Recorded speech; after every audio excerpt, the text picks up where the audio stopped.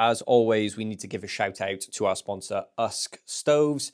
If you're looking for any advice on heating your home, or if you're looking to buy a stove or a log burner, please drop them a message or drop into their store. The postcode is NP40JL. If you mention that you are a friend or a listener of the podcast, you will receive a 10% discount on anything you buy. Thanks again, Usk Stoves. Welcome back, guys. Episode 33 of the S&C Hour, and we are joined this week by Gareth Way. The big man himself. How are we doing? Thank you for joining us, mate. So as we always pretty much kick off with, how's your week been? And then we'll get into who you are, what you do, what you've done, because you've got a pretty long list of, accolades and life achievements. So we'll dig into that. I'm old. The message was a very long one that I was breaking down this morning, going through some questions. So it's going to be an interesting one. Well lived, that is. Yeah. Charlie, how's your week been, mate? Yeah, it's good, mate. Good. Training's good.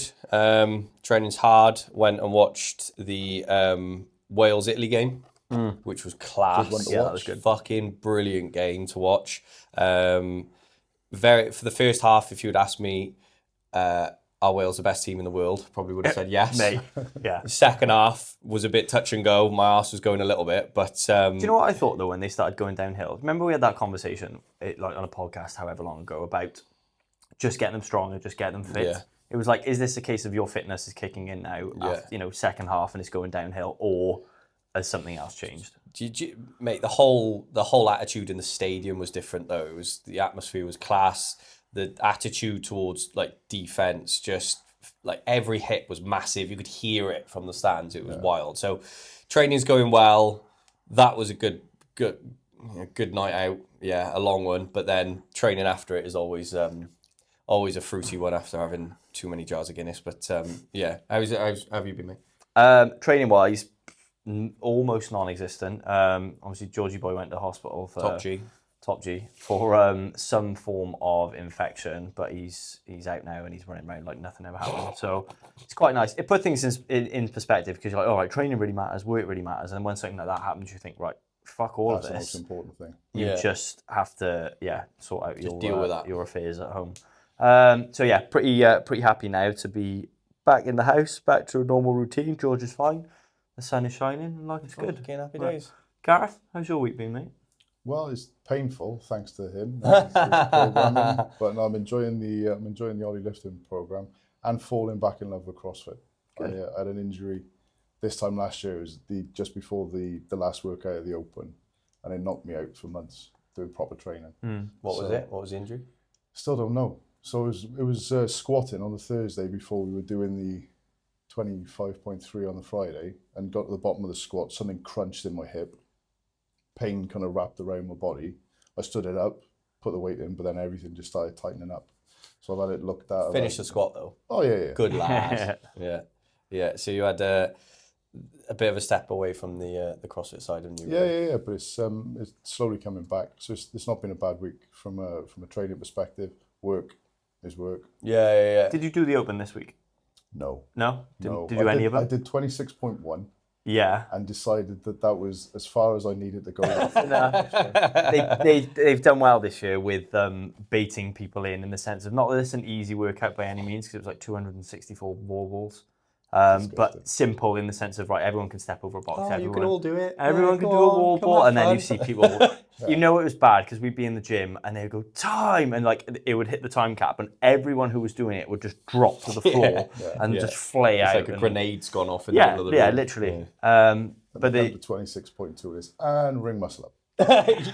Race there, get there. Oh, stop. There's a lot of people staring at the rings, and there's a lot of people who got their first one. So it's kind of hit or miss depending on where you're at and how close you are to them. But I always like to put yourself in a corner, and you've got 10 minutes of trying rings. If you are really close to them, that's going to be the time that you get them. If not, it's a miserable 10 minutes. I think the rings though, I think that was a bit of a brutal, considering that it was all rig work, and then the last thing they went, you know what?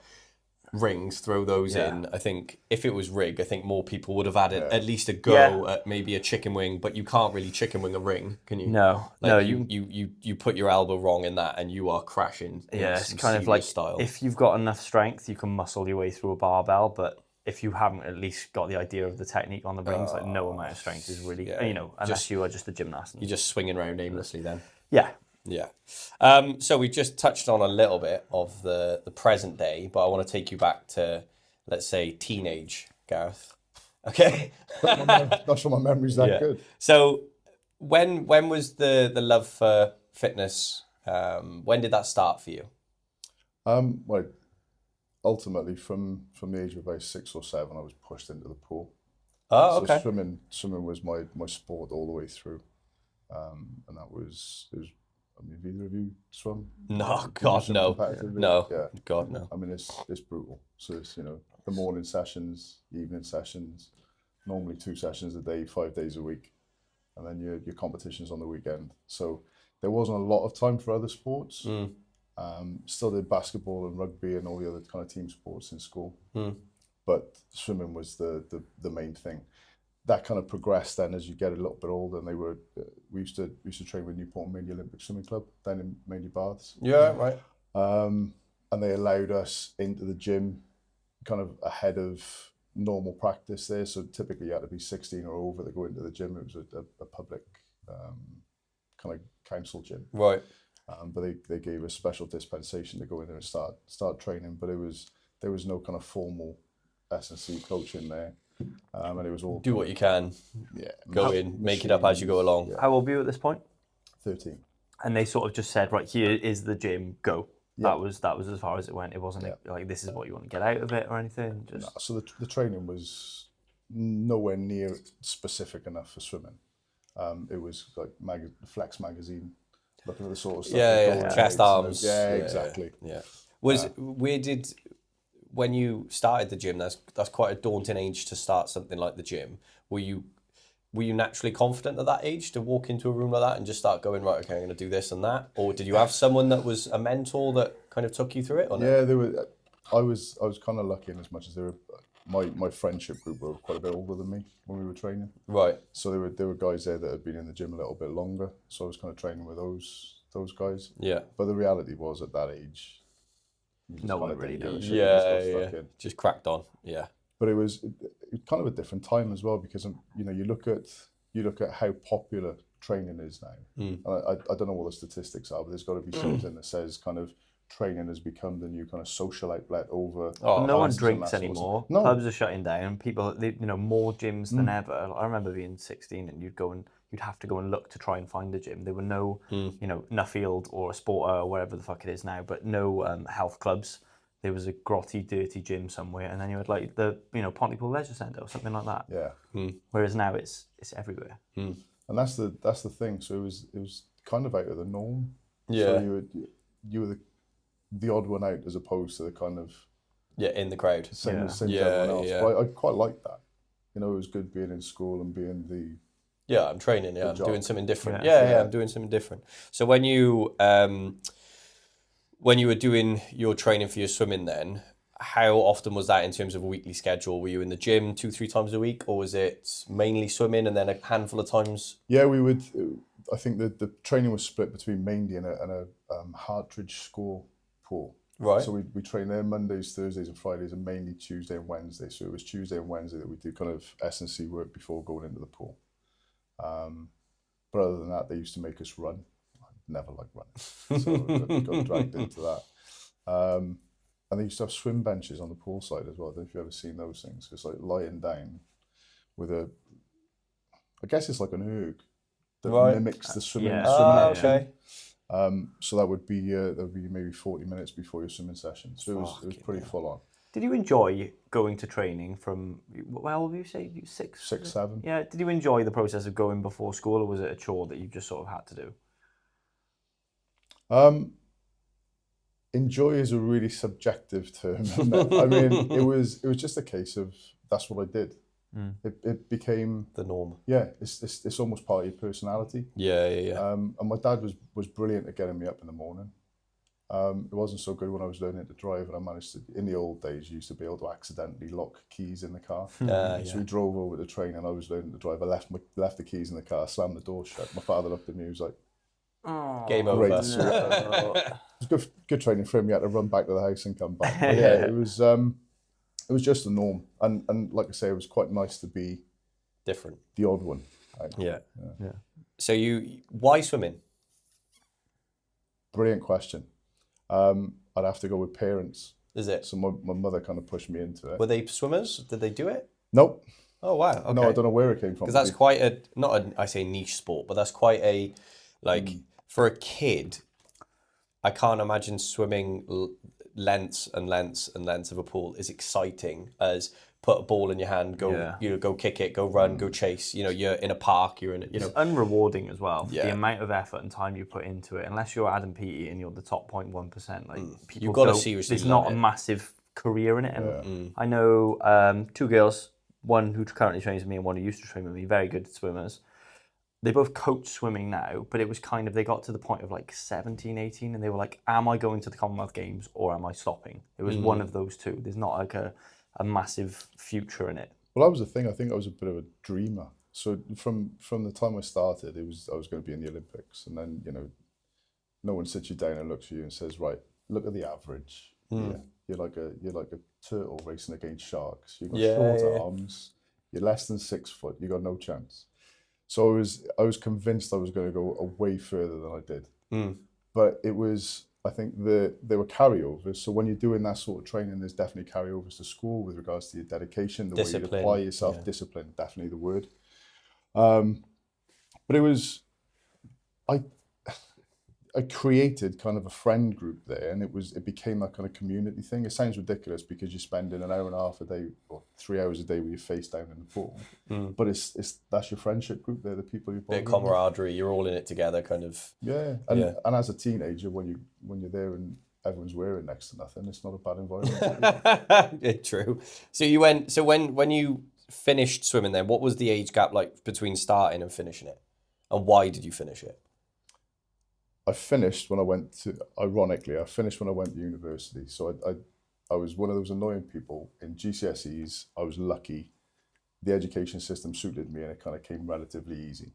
So GCSEs was great. I did my A-levels. That was the exact opposite. I went to Cross Keys. I discovered life and parties and stuff. Yeah. And I didn't do very well in my A-levels. So it was my swimming, ultimately, that helped me get into university.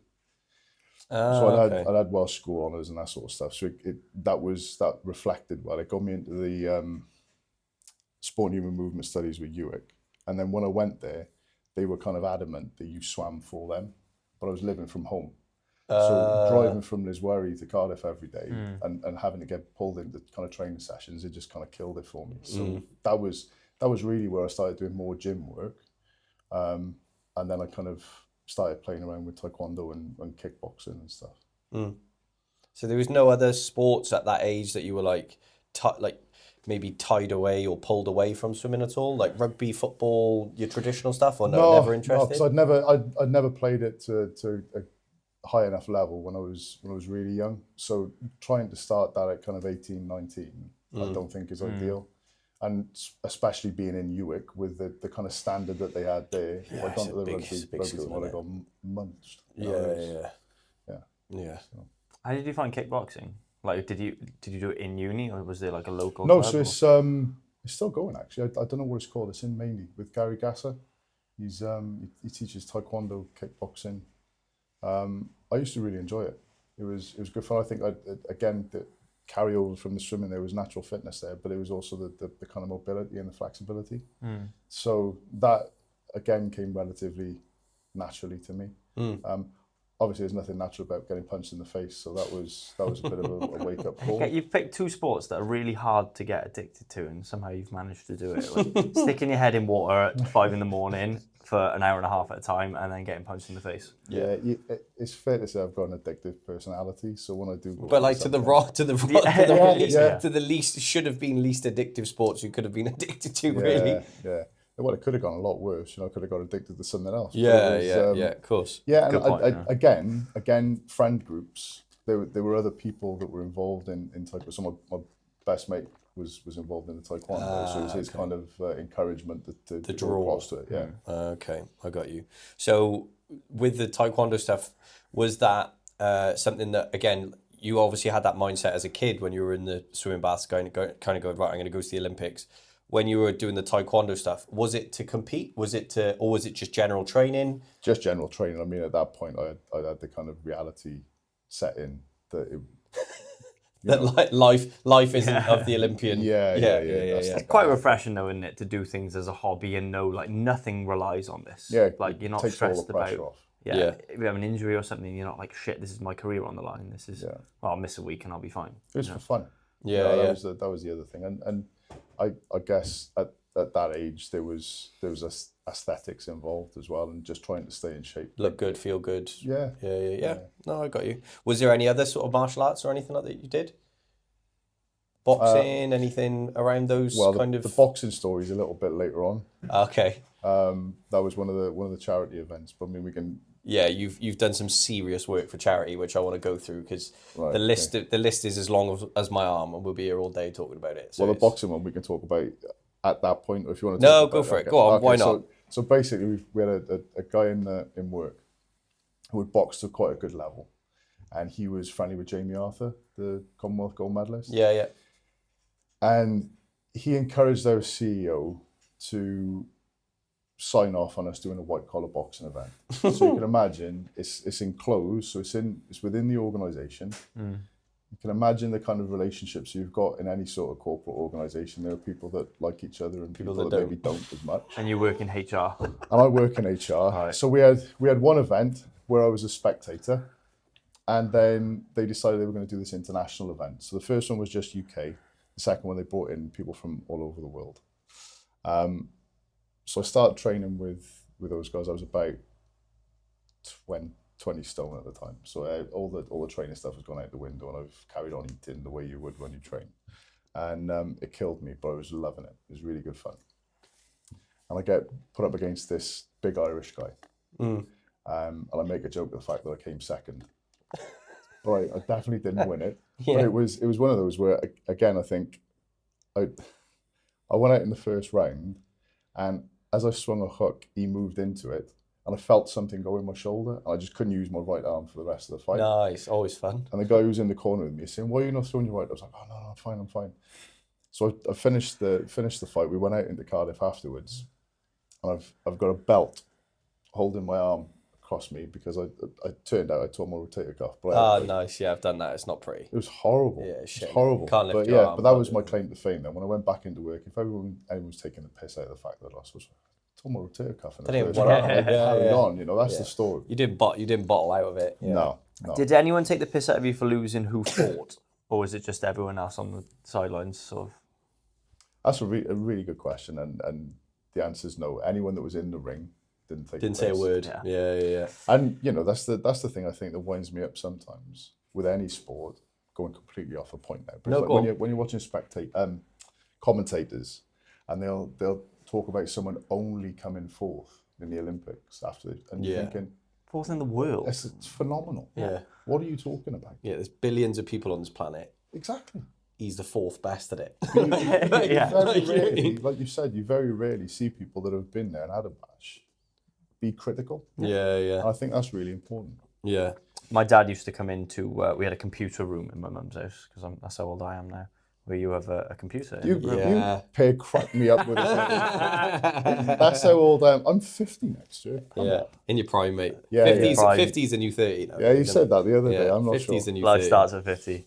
My dad came in and I was watching Ronnie Coleman, Yeah Buddy motivation videos or something like that, and he looked at the screen and went, I could do that if I was on steroids. And I paused it. I went, no, you couldn't. Yeah, you are the epitome of like the armchair quarterback. I could do that. I went, you have no idea what goes into this to be at this sort of level. I think it's easy to just palm things off with steroids, isn't it? I guarantee you will do exactly the same with George. Yeah, but I could do that. George will be watching somebody and be like, what you will find is you do it just to wind them up. Yeah. So I do it now. Oh, my old man was fucking awful for it. My old man used to have a works van, and he used to, I can't remember how young I was, but he used to say the hazard light button was NOS. And you'd be like, oh, don't make me press it. Like, don't make me press it. And I'd be like, fucking, not fucking, but I'd be like, oh my God, like, what's going to happen? And it was just this bullshit thing of, he always had that story over me kind of thing. You can tell kids anything and they'll believe it. Like to the point now where Abby and I have to start watching what we say to Lily because she'll go and tell people what we said. And like, is this a joke or does this sound really bad if it's, if she goes into nursery? How far is this going to go? Start saying all this. You end up with police at the door. Bullshit that we start spewing. Yeah. Yeah. So going on from there, what was it like then? You put in the notes, you opened up a gym. Yeah, so I got recruited. I can't remember the name of the company that hired us. But the gym that we opened, ironically, is the one you were talking about earlier on Avondale Road. So it was Club Indigo when we opened it. Right, okay. What, the one that's Nuffield now? Shut up. Yeah. Really? Yeah. So we were part of, I can't remember the name of the group, but it was a national group. And that was the kind of, so when I did my degree, I wanted to be a PE teacher. I wanted to be a PE teacher all the way through. I did my postgrad certificate in education interview. And you're 19, you go into this room and there's a panel of 6 people interviewing you. So it's the scariest interview ever. And there's this guy on the end who must have been about 30 stone. He was massive. I don't do a strong Welsh accent very well, but he said, "How do you feel about teaching dance?" And I'm looking at him and I'm thinking, of all the people in this room to ask me that question, you're not it. But I gave a really good answer. Why was that a relevant question? Because it was part of the PE curriculum. Dance was part of the PE curriculum? Yeah, it was part of our course, believe it or not, in Newark. What type of dance? Interpretive. Nice. I can see you doing a bit of that, guy. Yeah, we don't need to talk about that. But I had an Italian in my group, actually, Alessandro Vellini, and he came up. I bet he was class. Oh, he was phenomenal. Yeah, of course he was. Yeah, we were dressed as Black Panthers. Anyway, so yeah, I didn't get onto the PGC course. So when I left university, I was at a little bit of a loss. Didn't know what I wanted to do. So I wanted to make use of what I'd done in uni. So that was when I moved into that company and worked with Club Indigo. But opening that was quite an eye-opener. The amount of work that goes in trying to drive that membership and get the numbers up, because it's a business, they've got targets, and there's obviously Nuffield is probably totally different, but it's not a business that cares about people. It's just about getting asses through the door. Yeah. That's something we get asked on the regular, don't we? People saying, "Oh, you and Sam or you and Charlie should start a gym," and it's easy saying that. It's easy saying that, but when you realise what goes on behind the scenes of actually opening the gym, running the gym, the amount of time that's spent, the amount of money that's spent, it's like the amount of people are like, "Oh no, you should do it. You should do it." It's like, do you realise you want me to do it? It's like, it's great that you want me there, but you're there for the hour. You're there for the 2 hours. Yeah. Me and Sam will be there for basically the 24 hours. We'd be fucked. Like I had a conversation with someone the other day. They sort of came up to me and they asked about, do you and Charlie ever think about opening a gym? And I know we joke about it, but like I always wanted a gym. I always thought it'd be a great idea to have a gym.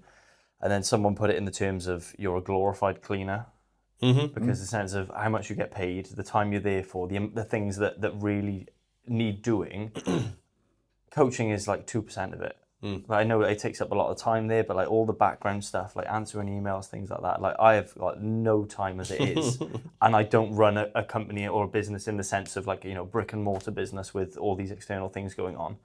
I didn't say I will never have a gym. I said, I think I can speak for Charlie when we both say right now, no chance. I'm quite happy with how everything's going, and I physically cannot do any more. So it'd be cool opening a gym. But like you said, it would be a very different type of gym in the sense of when I think about commercial gyms, so like JD in town is a perfect example. They don't care. It is a business, and they just want, ideally, people to pay a membership and not show up. 100%. Because if everyone paid their membership and everyone came in at once, it wouldn't function. You'd have 10 people queuing for a leg press. Yeah. Because it's all like 15 quid, 10 quid, first 6 months half price. Reality speaks. If a normal person opens up a gym, that's why I have big respect for anyone who has their own gym or that has their own space. You can't charge that if you're a normal human. If you're this multi-million pound business, you can charge 15 quid and just, like you said, just have a million members that never turn up. Whereas the members we would be there every day using it, all the time. Yeah. But you would have to then charge them X amount of money, which no one is happy about paying, you know? But that's the difference between the commercial model and the CrossFit type of model, isn't it? In as much as it does, the level of investment that you're making to train at a CrossFit gym, you're going to be there.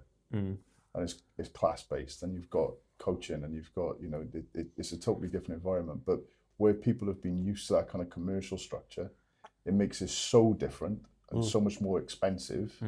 That's why people struggle to kind of cross over. Yeah. But when they make that comparison, they go, fucking hell, I can go to JD for £12. I'm like, well, go to JD then, because it's a completely different thing than you're going to get here. Yeah. And there is almost a cap, or there is definitely a cap on how many people you can have in a CrossFit gym or a personal training S&G gym or whatever it would be, because it's just a different experience. But I don't want 1,000 people coming in, not showing up and, you know, doing their own thing. I want 100 people who I end up genuinely becoming friends with. Like all of my friends that I have are pretty much in the gym. I've probably got 4 friends from school, and the rest of it, as sad as it is to say, are people that I've met through the gym or clients or whatever that I genuinely like. Yeah.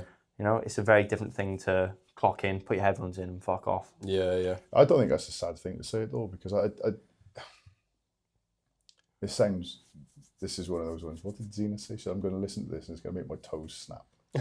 But it's one of those things where people that go into coaching, I think there's a lot of similarities with teaching, because you've got to give a shit. Yeah. If it's something that you're going to do properly, you've genuinely got to care that the person at the end of whatever you're providing is going to improve, and you're going to take joy in seeing that. And I think that was where I didn't like that Club Indigo mentality, because you're in there and you're glorified cleaner summed it up brilliantly. So is that one of the reasons why you changed jobs? Yeah, and I was getting fed up of working when everyone else was in their kind of social time. So I wasn't a big fan of working weekends. Yeah. So I mean, ironically, I left Club Indigo 2 days after there was another charity event with all the firemen that train there. Right. I Okay. did a 24-hour ladder climb in Gwent Square. So right. Yeah. I saw that. I saw that advertised on. Was it on Facebook or something along No. those lines? This is way before Facebook. Am I thinking of what they did in Abergavenny maybe with? Yeah. Sorry. Go on. Carry on. No. But it was a massive undertaking, because we had to get a scaffolding company to set it up. We had the fire service provided the ladders. It was awesome. I didn't take part in it because I can't stand heights. I just organised it. you lot got there. I was painting. You lot crack up. Yeah. But yeah, so I left that and went into the commercial world. Oh, okay, I got you. So you just mentioned Zena then, Yep. right? So was it around that same time when you changed jobs where you met Zena, or did you meet Zena About a year later at a Christmas party. Oh, She was dressed as Xena Princess Warrior, and I was dressed as Triple X. nice. God, that's Really some classy. That's Really proper. classy. Yeah. That's as much of the story as I can tell, in case Addison listens. Yeah, triple X, fucking hell. Yeah, that's a blast from the past, that is. So you mentioned that you went from being sort of single, free, to then shacked up and with a stepson. Yep. So Tyler was 7 when I met him. Yeah. So that was a big change overnight. So and I missed out on all of the kind of baby stuff, and we went straight to kind of rugby, football, and karate. Yeah. Which at the time I wasn't too worried about. But yeah, I mean, the whole thing of meeting someone with a child and taking that on was a real education. I guess I was quite lucky in as much as the other party wasn't involved, so I became Made it dad easy straight away. pretty much overnight. Yeah. But yeah, it was a shock to the system, because what was I 27ish, something like that. It's a steep learning curve, Yeah. especially overnight, to have someone who's already 7 years old, but formed in the sense of what they want to do, and they got hobbies and stuff already, and then. Well, the good thing was he was really into WWE, so it was an instant in. You know, I remember the night that I got introduced to him, and it was a case of, right, let's take a look at what action figures you got, and he came down with his ring. Oh, And that was it. I mean, Xena didn't get a look in for 2 hours. that's outrageous. How old is he now? Oh Mate, why would you do that to me? So, all right, better question. He's 29 this year. What year was this then? When he was 7? 2003. That's like the peak of wrestling as well. Yeah, if you ask me. scrap that off. Fuck the rest of the who's podcast. his favourite wrestler? Let's go. We took him to watch it as well. He was well in. What's the really tall one? Undertaker. Not Undertaker. Undertaker. Yeah. And Who wasn't it? The Undertaker, man. yeah, He's we fucking great. watched that at the CIA. Wow. That was mental. That's peak. Yeah, like you said, that's peak days, really, isn't it? Early 2000s. Someone a similar age to us, that was when it was as good as it was going to get. Yeah. Did you similar age? So Tyler's a similar sort of age. How old was he? Was 29. 29 this year. Yeah, I'm 31. Oh man, I'm being interviewed by my son. I just look older because life has beaten me down in the past 5 years. Yeah. I looked all right until about 26, and then kids sort of just push you over the edge. It doesn't get any better, mate. It doesn't get any better. So you said, so how old were you? 27. So you were 27 when you Something did that. like that. Yeah. What was the? Because I did similar with my partner Sarah, but he was a bit older, so he was like 13, so he was double the age. But I get the kind of that time period where they are into football, doing this, doing that, skating, doing whatever, and you kind of just, you've almost, like you said, you've skipped all the kind of harder parts, and you've just gone straight to the easy take them there, take them here, take them everywhere. What was that like? Did you feel that you like formed that bond quite quick then, by the sounds of that wrestling story? Yeah, it was brilliant, and he was awesome.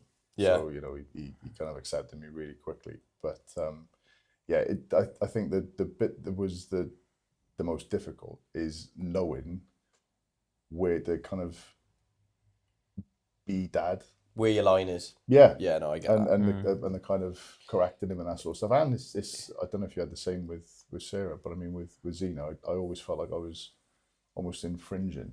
If I'm trying to correct him. Yeah.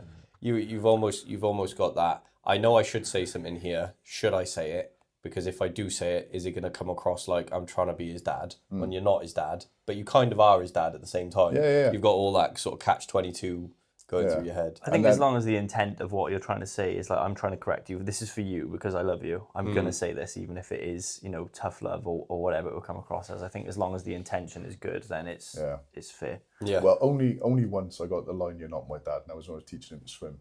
We were in Pontypool House, and I was applying the same kind of approach that I always did when I was coaching swimming, and I pushed him a bit too far, and you could see the look on his face after he'd said it. He was upset that he said it, and I was like, "Oh, mate, it's fine. I would have said it to me as well." It's just a reactionary thing. Yeah. No, that's almost like the. I know I don't want to say the perfect age, but like for a man to come in and to bond with a 7-year-old. It's fantastic because they're into football, they're into rugby, they're into wrestling, whereas it's almost a little bit harder the younger they are because it's very much like a maternal thing. Yeah. Like my youngest, Jack, is 3 months in like a week or so. He very much just wants Abby the whole time. It's just like he just wants his mother, and then the older they get, the more they can do, so the more you can do with them. Yeah. 7 sounds like a good crack. Oh, yeah, it was good fun. So you, going on to some of the charity events then, because this is going to be the big bulk, I think. Okay. You've had some amazing stories with your charity events. Yeah. And I got to say, like, the amount of charity work that you've done is fucking amazing. So fair play to you. First things first, why did it start? So it was, well, my mother passed away. She'd been treated by Velindre. And the year that happened, I mean, she'd lived with cancer from the time I was 18. So she had her first treatment there when I was that age, and she went into remission, and everything was fine. And then in 2009, it was really weird because it was my auntie and my mum passed to cancer that year within 2 months of each other. And then it was exactly 2 years later, my uncle, who was married to the auntie that passed away, and my father passed away within 2 months of each other. So it was an interesting time. Heavy. But when I was visiting my mum in Velindre, the fundraising arm there, they've always got something on because they've got to try and raise so much money, obviously. And they were advertising a Kilimanjaro trek. So while she was still alive, I said, I think I should have a crack at that. So she agreed. So yeah, Kilimanjaro was September 2010 when Zena was pregnant with Addison, so that went down well.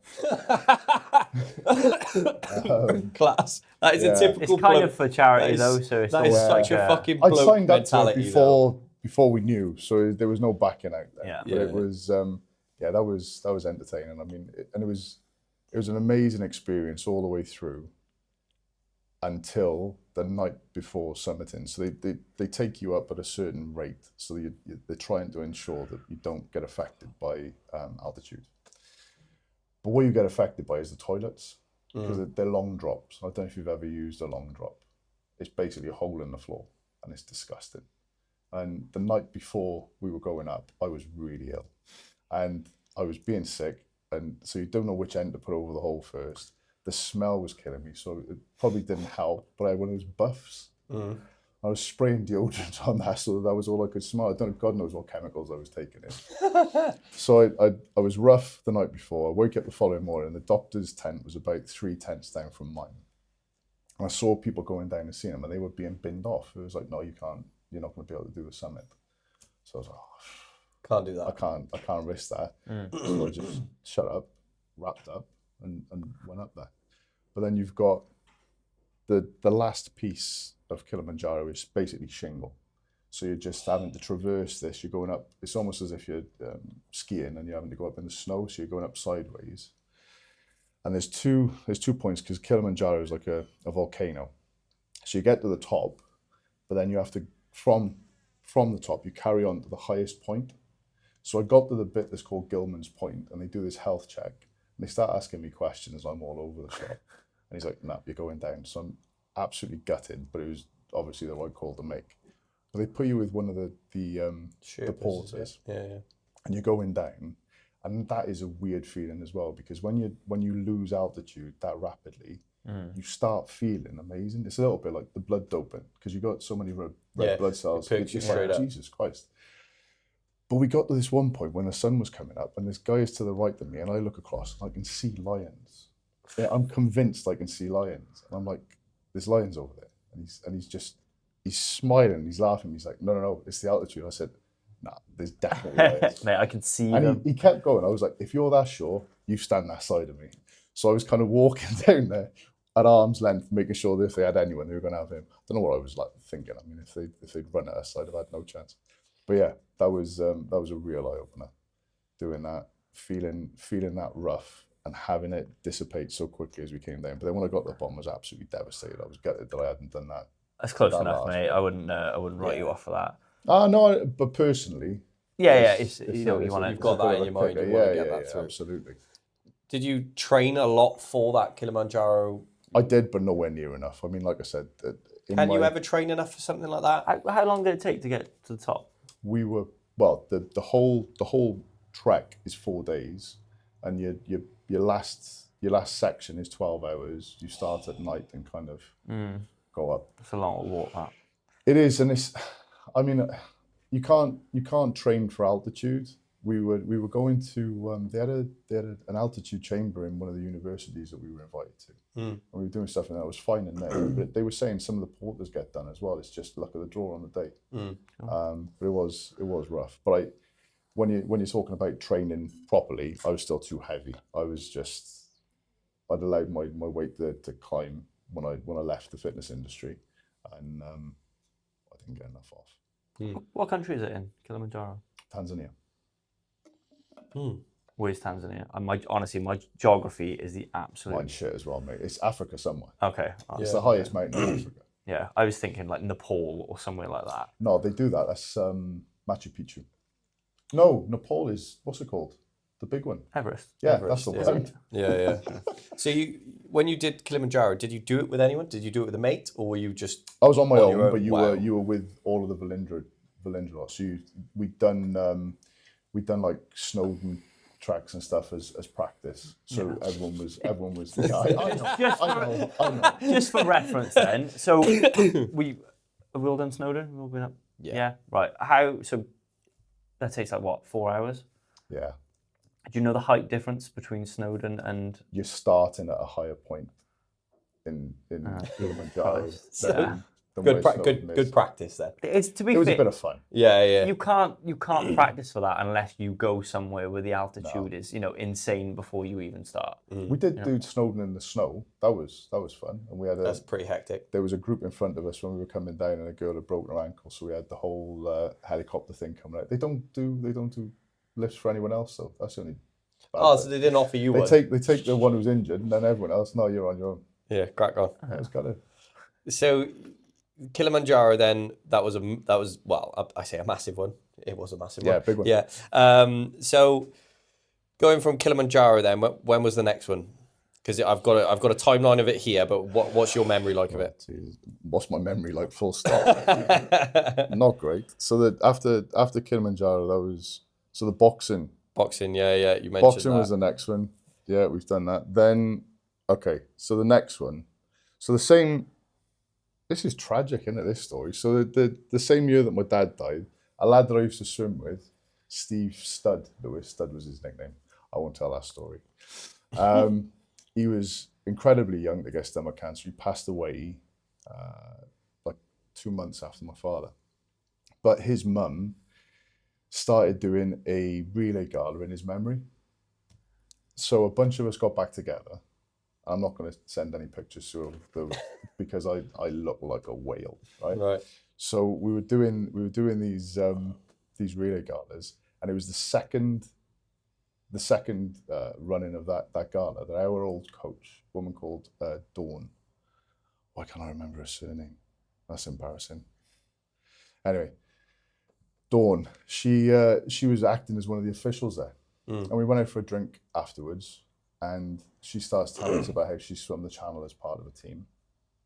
And then I've got another friend who did swim in the Commonwealth Games because he's all the right dimensions, Leighton Coleman. He said, "Oh, that'd be a good idea." I'm like, "That's not for me. I don't like open water swimming." But then, of course, you carry on drinking. And You end up signing by up. the end of the night, it's like, "Oh, yeah, it's fantastic. That's a great idea." So we set out that we were going to do this channel swim. And I tried, this is a hell of an admission, I tried to get it binned off by booking us an event in Snowdon again. So I booked us to do a 10K swim in Snowdon, thinking that would put him off because he was a sprinter, he was a 50-meter swimmer, but it didn't. What it did do was it ended up with me doing a half marathon run in between as well. And again, we've established I don't like running and I'm not built for it, so that was disgusting. But then we ended up doing the swim in 2016. And what an experience that was. Yeah. So, how does it work if you? So we've got notes here. 3-person channel swim in 2016. So you just sort of swap like a relay, and you've got a boat. Or? Yeah. So it's the rules are they're massive. So you've got the Channel Swim Crossing Federation, and you've got to do it to their rules. So you've got to do it the same way that Captain Webb did it the first time. You're cover yourself in fat and. Well, like you've got to wear budgies. You can't wear a wetsuit or whatever. is that What did they? Because he was drinking. Didn't he do it off the top of my head now? Drinking whiskey I didn't get to do that. or some sort of. Yeah, so that wasn't the fun part of it then. Didn't he do it breaststroke as well? Because Probably. front crawl was ungentlemanly, something like that. Yeah, we didn't have to do that either. Yeah, okay. But it sounds ridiculous, but you've got to do it in budgies. You're allowed one swimming cap. You can't wear two because that'll keep too much heat in, and your goggles. And once you've set the rotation, so you've got it exactly right, you'll be swimming. The next person gets off the boat. You have to go in behind the other swimmer as they get off. If you make contact, that's the end of it. If one person packs up, that's the end of it. You've got to stay in that order. Someone's got to be in the water at all times, and it's got to be the same order all the time. Okay. So you do that, and with the goose fat, the grease, that's just for friction. So when you're swimming in the sea, the issue is that the salt over time Weighs eats against into you. Yeah. So Leighton suffered really badly with his lats because he's got a really good stroke. As his arm was going past and he's catching his lat, he was kind of tearing himself. I guess every little bit of salt in between there is like that a was sore as well. sand burn almost. Oh, it was a great one with Leighton because, like I said, if one person stops, the whole thing's done. And we'd gone out for a meal the night before, and he's had lasagna, I think it was, and as he was swimming, he's being sick, But instead of just being sick into the water, he's making this big song and dance about it, rolling onto his back, and there was like a fountain. Like a dolphin. So there's me and Dawn, get back over. But she had done it twice before. Wow. So she knew what it took. She was an absolute iron woman. And she had told us this story about if you, as you're swimming, if you get to a bloom of jellyfish, it normally lasts for about 30 minutes. And if you get one, you're unlucky. So 30 minutes to swim through a pool of jellyfish. It's just loads of them. It's ridiculous. And the amount of stuff you see floating around in the channel is disgusting. It's one of the busiest shipping lanes in the world. Yeah. So it's, but she's swimming along and suddenly she stopped and started treading water. And I thought, your first reaction is, oh shit, please don't stop, because that's the end of it. I said, you all right? Yeah. She opens a costume, like, put her hand in, pulled a jellyfish out, threw it, and then carried on swimming. And then part of me is like, oh, fantastic. She's had the jellyfish. I won't get any. This jellyfish thing went on for about 3 hours. It was absolutely violent. And I was just swimming. They're little ones like this, but they feel like sandpaper going over you.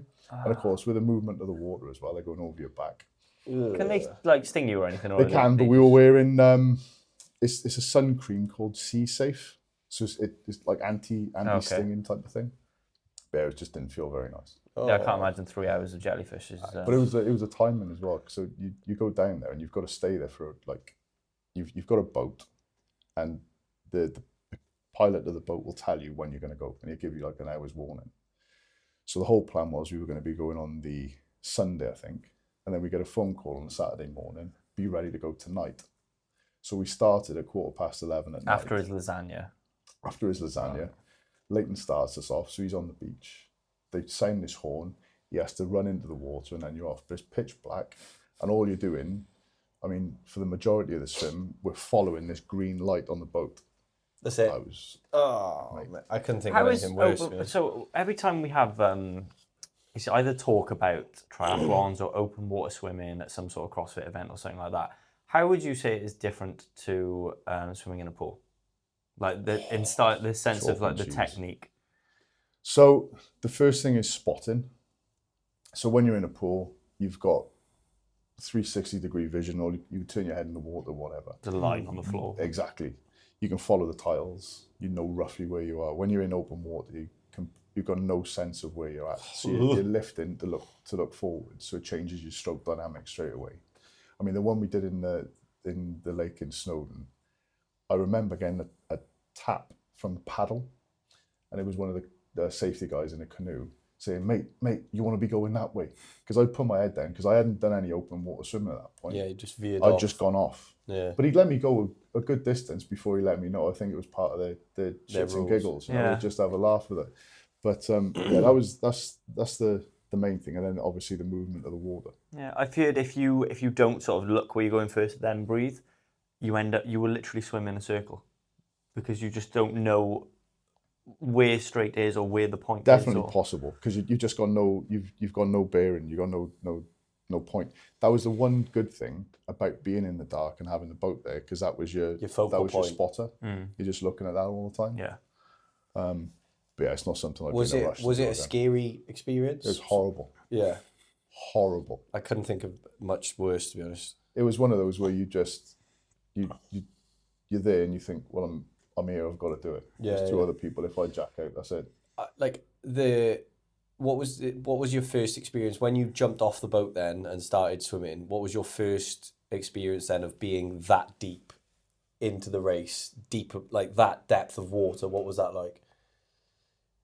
Again, horrible. I got in the water and everything about you is saying, fuck this. Yeah. Get out. I suppose your heart rate fucking goes up through the roof. You're starting panicking. First, you're breathing first, and that's the other thing. We're getting into cold water because it was colder than we'd expected. And they'd said to us, your first thought has to be breathe out. So as you hit the water, breathe out, and then you get control of your breathing. Because if you do that, you're going to be all the way through. Yeah. But in your budgies as well. Oh mate, it wasn't a pretty sight. Middle of the night, you can't see your fucking hands under the water. And it's the way your mind plays tricks on you. And it really does. So I mean, I've got this. The whole thing with open water swimming is sharks, Yeah. And there's no great whites in the channel, but You they convince are yourself. sharp. Like, you convince yourself that you're seeing something coming towards you. Yeah. Yeah. It's, Oh, yeah. I remember, completely off topic, but I remember on a lad's holiday once, we hired a boat. God knows how we hired a boat, but my mate was tanned enough that he looked like a local. So they trusted us to actually take the boat out ourselves. And we were going amongst these islands and having a great day of it, having a couple of beers and whatnot. Then we pulled into the open water, and it was one of these boats that had like a top deck, so you could jump off it. And it was fucking. Now I look back at it, we were all literally in the same boat, but it was funny because you would jump off, you would go, yeah, class, land. As soon as you looked down and it was black, it was just everyone had the same thought of just get back on that fucking boat. So it was just like jump in, yeah, class with the lads, and then you just see people's heads go down, and they're just like boom, boom, boom, get back on the boat, and you just thought, fuck this. you'll never swim faster. No, I couldn't think of anything worse than being in the water for like hours at a time, going, "Oh God, is that something? Oh God, That was it. I mean, we were doing 1 hour rotations, so we ended up. Poor old Leighton. fucking hell." Poor old Leighton. He ended up doing the extra half hour, so we did it way faster than we expected. So we did it in 12 and a half hours. Oh, that's amazing, mate. But it was the other thing is part of the rites of passage is that there's a pub in Dover called the White Horse, or the White Horses. So it's the waves, Yeah. and you write your name on the wall. But we'd gone in there 2 nights before, and the first group that had gone off had ended up turning around, and it was really kind of a sobering thought of shit. We've done all this, and now we might end up not completing it. So yeah, it was rough. Yeah, that's Sounds rough, mate. I looking at all this, that's probably the worst one, if you had to ask me. But of all the charity events you've done year by year on this, the one in lockdown, you rode a marathon and you raised £2,500 for Valindra, which is fantastic. How is that? Because I always remember, I don't know if you remember the CrossFit Games one year, they did was that a marathon? It was exactly the same, and that was the thing in my head. I wanted, because I think the guy that won it, Jason Kaliba. 240. He did, so the first 2K of the marathon was a separate scored event. Ah, right, I didn't know that. On the clocks, it's got, 42,000 or whatever it was in kilometres. Yeah. And then you work down to 0, and he couldn't remember where we started at, and he went, fuck. So he didn't know where the line is of 2,000 metres to stop rowing hard. So he just went, right, I'm just going to row really, really hard for 7 minutes, and then that has to be 2K. So he ended up winning the first part of it, the 2K row, rowing, 40 seconds, very fast 2K, like 6:15, 6:20, 2K, rowing for another 40 seconds, and then he said, I settled into a 1:45, a 1:50 sort of pace, which is not slow for 2 hours. That's phenomenal. And finished it. Yeah, I definitely couldn't have done that. But I couldn't sit on a row for that long. So how was? So there's another story to that one. When I was working in Club Indigo, we had a guy there, one of the members who had rowed with Oxford, and obviously I was younger at the time. And this guy, we did charity events in Club Indigo, and 1 week would be loads of different rowing things. So it would be like your fastest 300 meters and your 2K time and that sort of stuff. And challenges kind of thing. Yeah, that's it. So they chucked the marathon in there, and he had done it, and I thought, I'm gonna have him.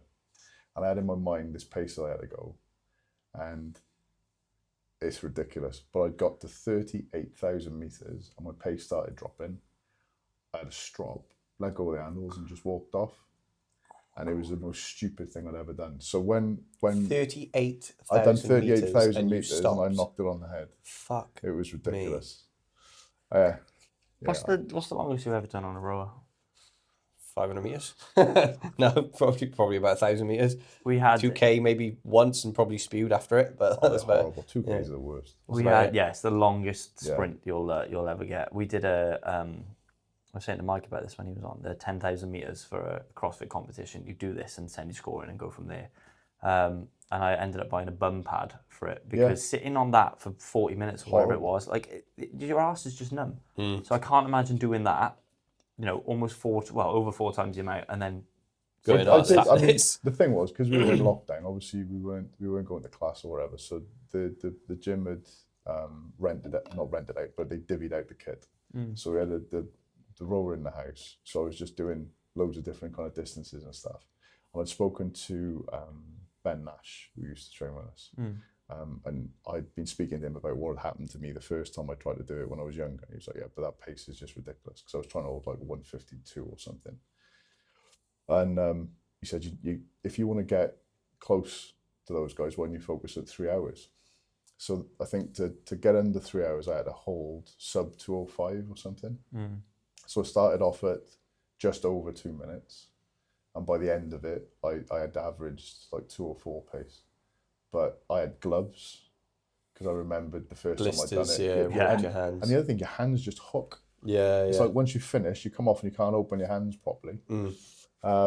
Did you have gels or like what sort of fuel did you have? So I had the pad as well because your arse is in bits. But I had Zena she was brilliant. We had the salts. What are they called? Electrolytes. Electrolytes. That's the one. So we had electrolyte drinks and gum, gum sweets and that sort of stuff. And every couple of 1,000 meters, she'd be there.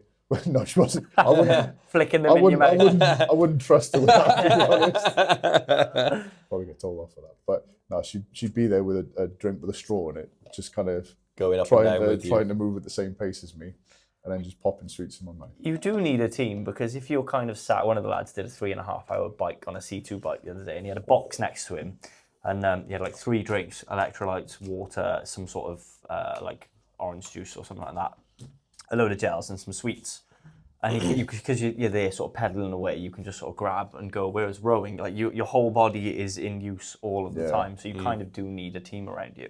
Yeah, she was brilliant, and a couple of the guys from work, we had put a Zoom call on, so they came on, and it made out that they were there permanently. There's no way they were watching for 3 hours. I wouldn't have watched me for 3 hours. I did try to watch TV. I put a film on, but you can't hear it over the flywheel.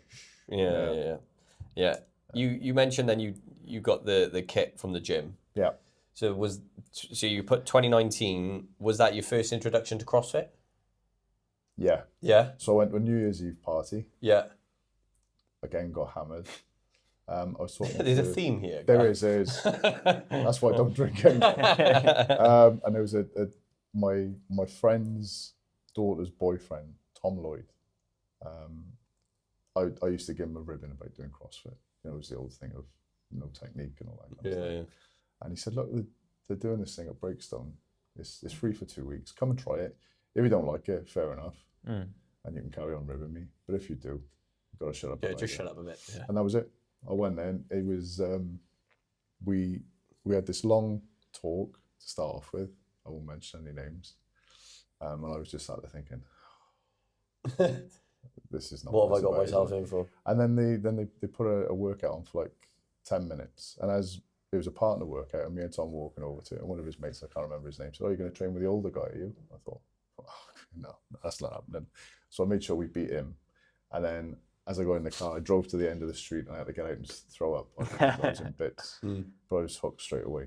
But I think that was the other thing with CrossFit is it's not really until last year that I started putting any sort of focus on learning the stuff that I'm not good at.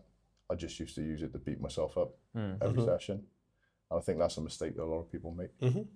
I was thinking about this the other day. Go on. I was going to say, I kind of already got the answer from it, I guess. But if you were to start over again, or maybe at a different point in life or whatever, if you were to start CrossFit, what would you do differently? Well, I'd definitely start it younger. It's brilliant. You know, I can't speak highly enough of it. What's the old Chinese proverb? Best time to start something is 20 years ago. The second best time is now. Yeah. So yeah, and I would put a hell of a lot more focus on learning the techniques, particularly. But again, it was I guess a confidence thing, and as much as I still haven't got a great relationship with gravity. So I mean, the gymnastic stuff is definitely something that doesn't come easy to me. Yeah, it's a hard one as well. It's a hard conversation to have with a lot of people because weight can be a very personal thing. But if you've got, I always use my mum as the best example, right? My mum doesn't train anymore, but if she used to come to the gym and we were doing kipping pull-ups or handstand push-ups, I'd be like, right, Kath, you've got no place being upside down because the only thing stopping you hitting the floor is your head and your neck. So you need to build some sort of structure there first. So if you're strong enough to do this, then we can talk about going upside down. But everyone comes in and they might be, 10, 20, 30 kilos overweight, and they want to try the gymnastics, but it's a hard conversation to have of, you are going to do yourself a mischief if we do not get these things in place first. So, the fundamentals and the basics of being able to do X amount of strict pull-ups before we start looking at swinging your body through the air doing this. So yeah, it's always a tough one to have with newer people. I was the opposite. I probably would have been capable to have a bash on the rig a lot earlier, but I just avoided it like the plague. Yeah. And would always go for scaling options. Yeah. I think that's so I was thinking about this the other day, actually. Funny that you've mentioned it. It's funny to me that the CrossFit mentality for a long period when I was starting in it was basically you had your strengths, and then if there was a workout with weaknesses in it, you just sacrificed it. You were just like, oh, okay, I'm just shit at this. It is what it is. Rather than go away and work on that. Like for years and years and years, I'd have people who would, for example, love a clean, hate a snatch. But then a workout with a snatch would come up and they would just be like, no, sorry, I'll just do shit at this one. And it would crop up in an open workout, and it would be like the first one would be everything that they love, and they're like, yeah, I'm in it, I'm great, I'm like fucking 10th in the UK or whatever. And then a workout with like a snatch or a muscle up or whatever would come into it, and they would just go, I'm just going to accept the fact that I can't do this workout, rather than go away and go, okay, I've got my strengths. Need to work. I just got, even if you put 10% more effort into learning that thing, you'll be better off at it in the long run. And I think a lot of people now, what I'm starting to see is a lot of people now who are in CrossFit are now taking more time. Like there's people staying behind after classes going, oh, can you show me how to do this? Or can you, like, I need to do this. I had a lad who just joined our gym in Abergavenny, Chris, lovely guy. But he said to me straight away, I'm going to do the open workouts. I don't know how good I'm going to be. But can you show me how to do a few of the movements? I said, yeah, no problems. And the one thing that was lacking him, he was really strong. He was a fit guy, ex-military, sort of had the right mindset for it, but his mobility was horrendous. And I said to him straight away, I was like, your focus, if you're going to be getting better at CrossFit and getting better at the open, it should be purely on mobility. Like the stuff that you're good at, you don't really need to keep doing over and over again. It's the things like, if you can't put a barbell above your head, if you can't put one arm above your head with a dumbbell in it, as soon that workout is, it doesn't matter how fit or how strong or whatever you are, if that's your limiting factor, go away, spend the time. And to be fair to him, he's done it, but you spend that time and you will just get that 10%, that 5%, that 10%. And over the time of a year, something that you've said a couple of times that always, like, it's been in my head ever since. It's like the time's going to pass anyway. So I'd rather get that tiny percent better from this year to next year rather than just doing the thing that I'm strong at over and over again. You know? Yeah. There's only so much you can do in an hour's class as well. If you're honest with yourself and you think, right, I need to learn to do muscle ups, and there's so many things to do in CrossFit and the ever expanding list of things to do, you might only touch on muscle ups once every 2 weeks if you're lucky. Like, that's not enough to get good at it. So you need to take a little bit of extra time if you want to progress in the sort of competition side of it. Hammer one thing, get really good at it, and then you can almost touch up on that and then continue getting better. But yeah, an hour is not not enough anymore to be really, really good at whatever you want to do. No. It's an interesting one. I know you're supposed to ask me questions, but I've No, questions go on. for you as well.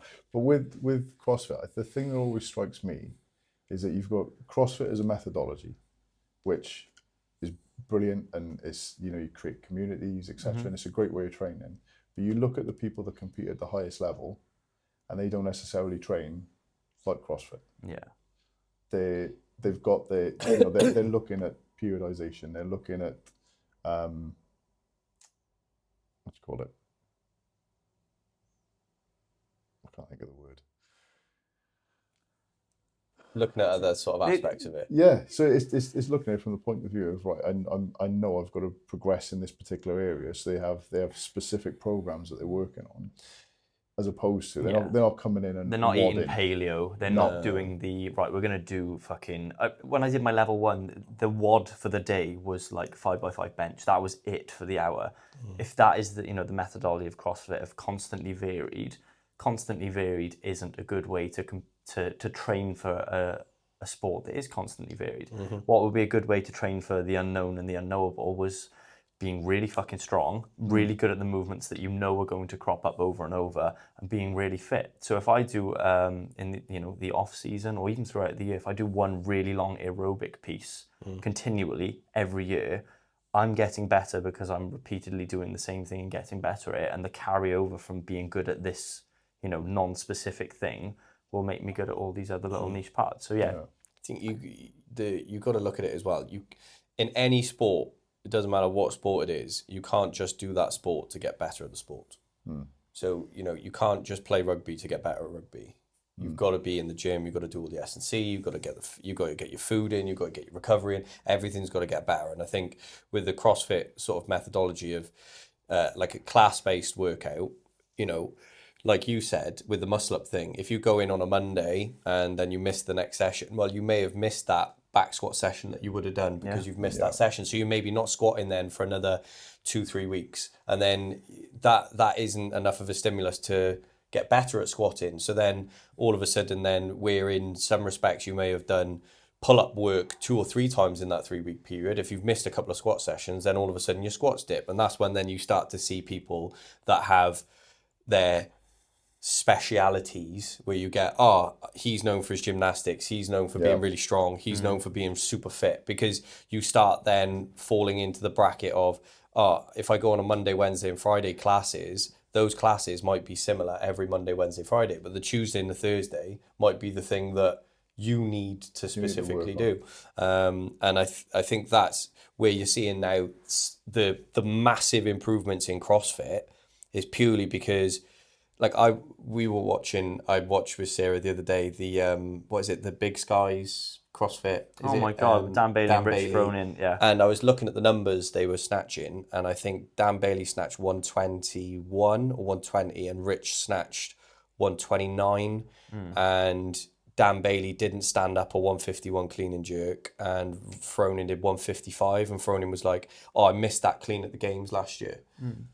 But now they're cleaning 200 kilos, and also doing all the other stuff. And it's because someone's gone away and gone, right, if Froning is meant to be a very good weightlifter, which he was, and Matthew Fraser was meant to be a very good weightlifter, right, if that's the standard, now I have to beat that standard. Now the only way to beat that standard is going away and going, I need to learn how the nuts and bolts of this sports work, It's just it's like the Roger Bannister effect of, the first person to run a 4-minute mile. It now becomes achievable. So this is the new standard. And then every year, Rich Froning was getting better and better and better. And then someone else would take over, and then you have a Matt Fraser come out of nowhere. And then you've got all these other people now who are so good at everything that the standard is just so much higher. And it's almost not a fair question to go, how well would Rich Froning do in his prime now? Because it's just completely different. Yeah. It's not a fair comparison. And if he wasn't there in 2010 to 2015, they probably wouldn't be here now. We'd still be a little bit further back. Yeah. I'm going to do the old man thing. I just remembered the word I was trying to think of when it went quiet. Progressive overload. That was the word. Yeah. There you go. Yeah. I knew it comes sooner or later. The charity events then, so you've had some, obviously, like we've just discussed a couple of the biggies. Are there any real sort of standout highlights for you that just stick in your brain? Yeah. The one, other than the how horrible the swim was, the end of the first 24 and 24 that we did, and just that was at Sugar Rogan, Yes, it was one workout every hour for 24 hours that everyone went through. I designed it horribly. The 25 and 25 was much better. We started 24 and 24 with a pairs version of Murph. I was going to say this. I remember seeing that, and I remember thinking. I remember Keds was talking about it and saying, this is what's going to happen. And I remember watching, I think it was a live stream or there was videos on people's stories. And when it come up as Murph as number 1, I was like, fucking hell. I was like, how are you going to get harder from Murph? Like you're going to do Murph 24 times? I didn't organise it very well. To the point whereby, again, I won't mention names, but one person ended up with rhabdo. They were hospitalised. Actual rhabdo. Yeah. I thought one of the girls from the gym had it at one point. Turns out she had constipation. Nice. But I've never met someone who's actually got it. Yeah. It wasn't good. That's serious, isn't it, rhabdo? Yeah, and not helped by the fact that everyone took the piss afterwards, and I created an image with this person's face on it and called him Captain Rhabdo. What did you change for the next year? We put a limit on every workout so that it was 15 minutes long, so that because we had a lot more people doing it as well, so we could cycle through. In and out people. All of you did Everyone of the does all the workouts. Okay. So that as with any workout, you could push as hard or take it as easy as you wanted to. The biggest thing is just managing the kind of sleep deprivation and we did the second one later in the year as well. I suppose it's like health and safety as well. Just concentration goes. I didn't worry about that too much. The first one we did too early in the year, and it was cold. And it was a real struggle. Yeah. But it that was one where you really had to pick your partner carefully. And I didn't. So at 22, I was in the Arnold Fitness Games. I came third to this guy, Dan, and we stayed in touch afterwards. And you make friends and whatever. And the minute that we talked about the 24 and 24, he put his hand up and said, "Oh yeah, I'll come down for that." He's from Birmingham. And consequently, we just kept competing all the way through. So by the end, nice. You're meant to tee each other up and help each other out. Like if you do, you do the workout as a pair, or so if you did, Grace, you can mince your way through that, and you can get done with a partner, and you still do it in like fucking 3 But minutes. you blasted each other. Yeah, and then we did learn our lesson. So 25 and 25, we made the workouts much more manageable. But every time we were on there, we were just trying to kill each other in a really nice way, obviously. Of course, yeah. Did you have any sort of recovery protocols in place? Like they did one at Shadow Valley, and they had. I want to say an ice bath. It wasn't an ice bath. It was a child's inflatable paddling pool filled with water in the shower that was lukewarm after the first hour. And it sounds optimal. As budget as you could be and as half-assed as you can be. And one of the boys showed up with not Tupperware, but the big plastic mixing bowls? Yeah. One of them filled with pasta and mayo with a cling film over the top of it. And that was his meal prep for the 24 hours. Wow. Oh, that's honky. Yeah, so no, we didn't have any ice baths. We did have physios. On site. Yeah. So giving you rub downs and stuff like that. They donated their time, which was really good of them. And we did have a bit of a dietary advice thing go out beforehand from people that had done kind of long events previously. So people were being, I think that was the biggest thing with the guy that did get rhabdo in the first one. Didn't eat. Lack of preparation on the food side. So there was good advice given out on the second one, and it went way more smoothly. But the first one was, for me, the most fun. Chaos. But it was the end. It was just it was so emotional. Everyone had finished it, and we finished it with 2019 was the first time with the stuff I've done with Valindra. I've been an ambassador since the swim. So I got a good working relationship with their charity team, and they do this Wear Red every year, which is normally coincides with the first Welsh game in the Six Nations. Okay. So we created a workout off the back of that called Get Red, and we've done that every year. But when we did the marathon ones, we put that as the last workout. Yeah. So everyone's doing the Valindra workout as the final stage, and it was people got emotional one. Yeah, it was good. That's fucking awesome, mate. 25 and 25. How just to sidetrack the swim. Mm-hmm. How did you fuel for that? Because you said about fueling correctly for that, and I got an image in my head of Ross Edgley being handed a banana covered in peanut butter. Was that similar to the swim? Or Why did you have that image in your head? Because it just becomes an eating competition whenever you do anything. Longer there was nothing phallic about it. With the no. I've seen that video and it's disgusting. Yeah, it's honking. Because you're in for an hour and then you're back out. So you're in for an hour and out for 2. Yeah. So the fuel inside, you don't have to have any of that worry with people throwing anything into you when you're in the water. You can get it in when you're on the boat. Any long event you do, the longer it goes, the more difficult it is to eat. Which sounds ridiculous coming from me because I love to eat. But it was just the little bits. It was like you don't feel obliged to eat when you're doing things like that, do you? No. And as soon as you finish, you need to eat there and then. Yeah. for recovery, but for the sense of getting your food down so it's not sitting on you for the next thing. But it's having the right things as well, like you said. What did you say? You end up with a bowl of pasta. Yes. Yeah, what's it called? Better than a pork pie. Al dente pasta, where you sort of fuck up the cooking a bit, covered it in mayo, and just wrapped a sheet of cling film So over it's the hard top. pasta with mayo on top. Yeah, pretty much. Nice, class. Sounds delightful. It looked disgusting. Sick.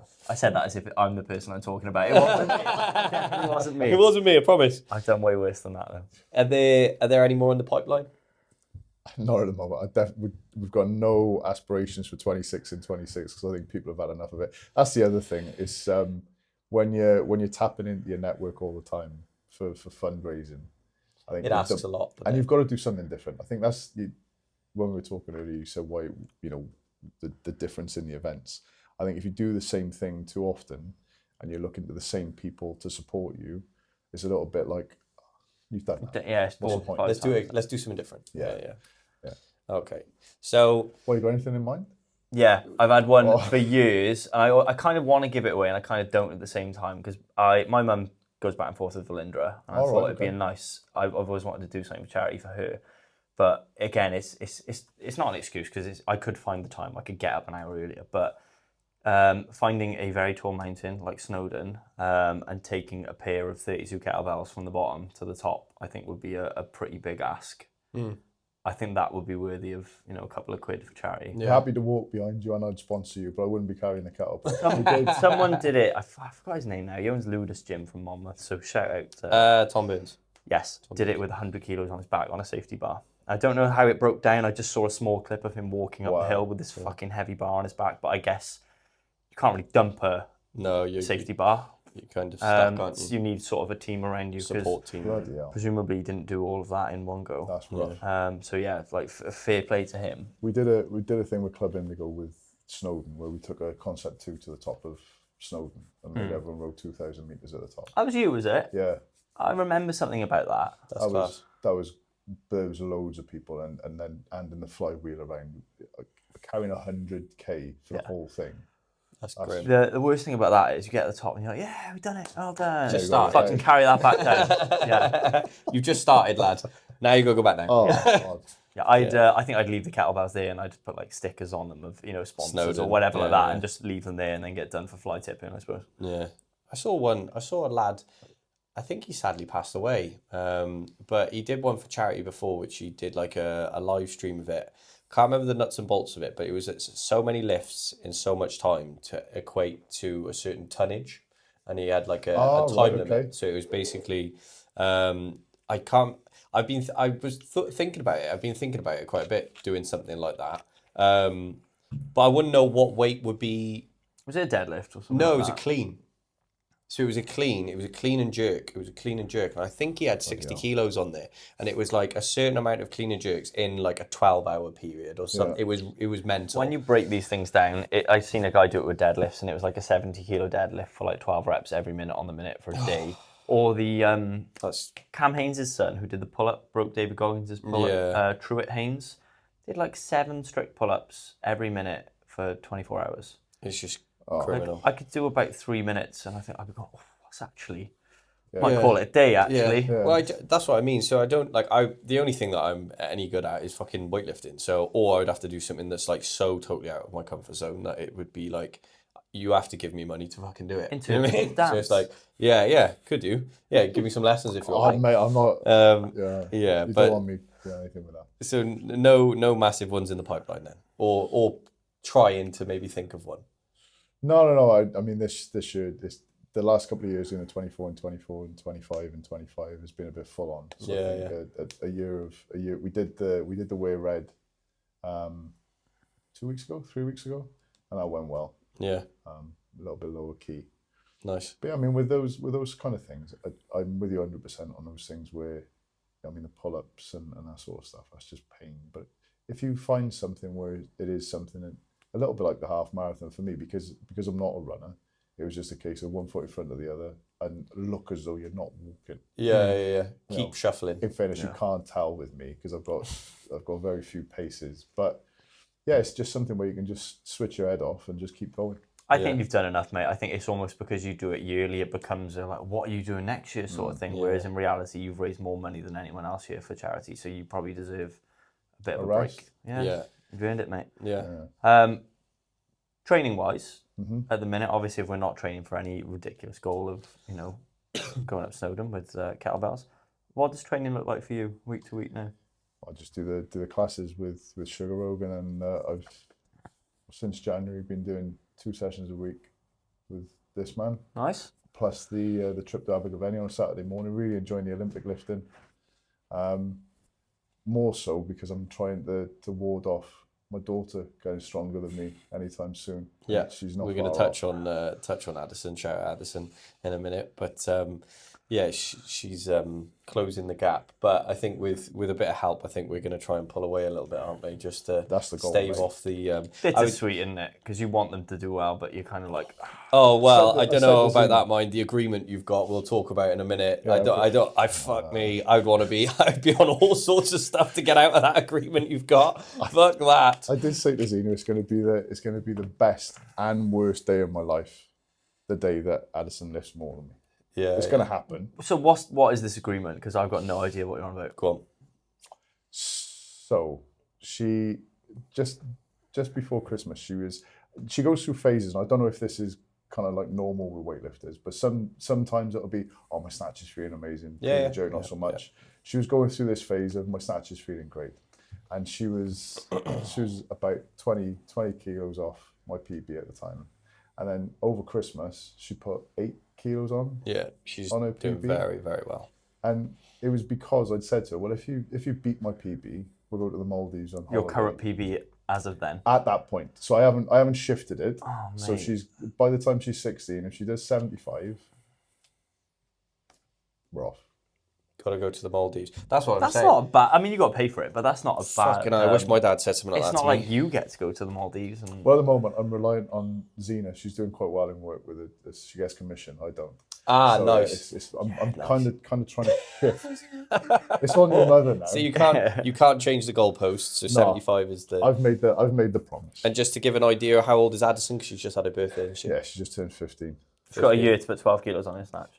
Well, she's got as long as Yeah, long as she needs, and it's no she's time flying, in in it. fairness. But she's But a very, very talented lifter. Very, very strong. Very, very hard worker as well. So I know that she will get there. It's just a matter of when. You know what I mean? Did you get her into weightlifting? Yeah. So it was lockdown. Training in the garden. How old would she been then? What's that? 2020. 6 years ago, 9, 9, 10 years old. 8, kinda, 9, 10. And I bought some cheap weights and stuff. I was doing my version then of clean and jerk in the garden, and she wanted to learn how to do it, so I started teaching her. And she got really frustrated when she couldn't get it. And I thought, oh, she's definitely she's got something. She's in her. hooked. Yeah. So then they started a junior section at Sugar Oak, so she joined that and got into CrossFit. But you could tell that she didn't like the pain side of the, she doesn't like burpees and that kind of cake. But if she watches this, she'll know I'm telling the truth anyway. So then when Meg set up SSC, Addison was going back and forth between the two.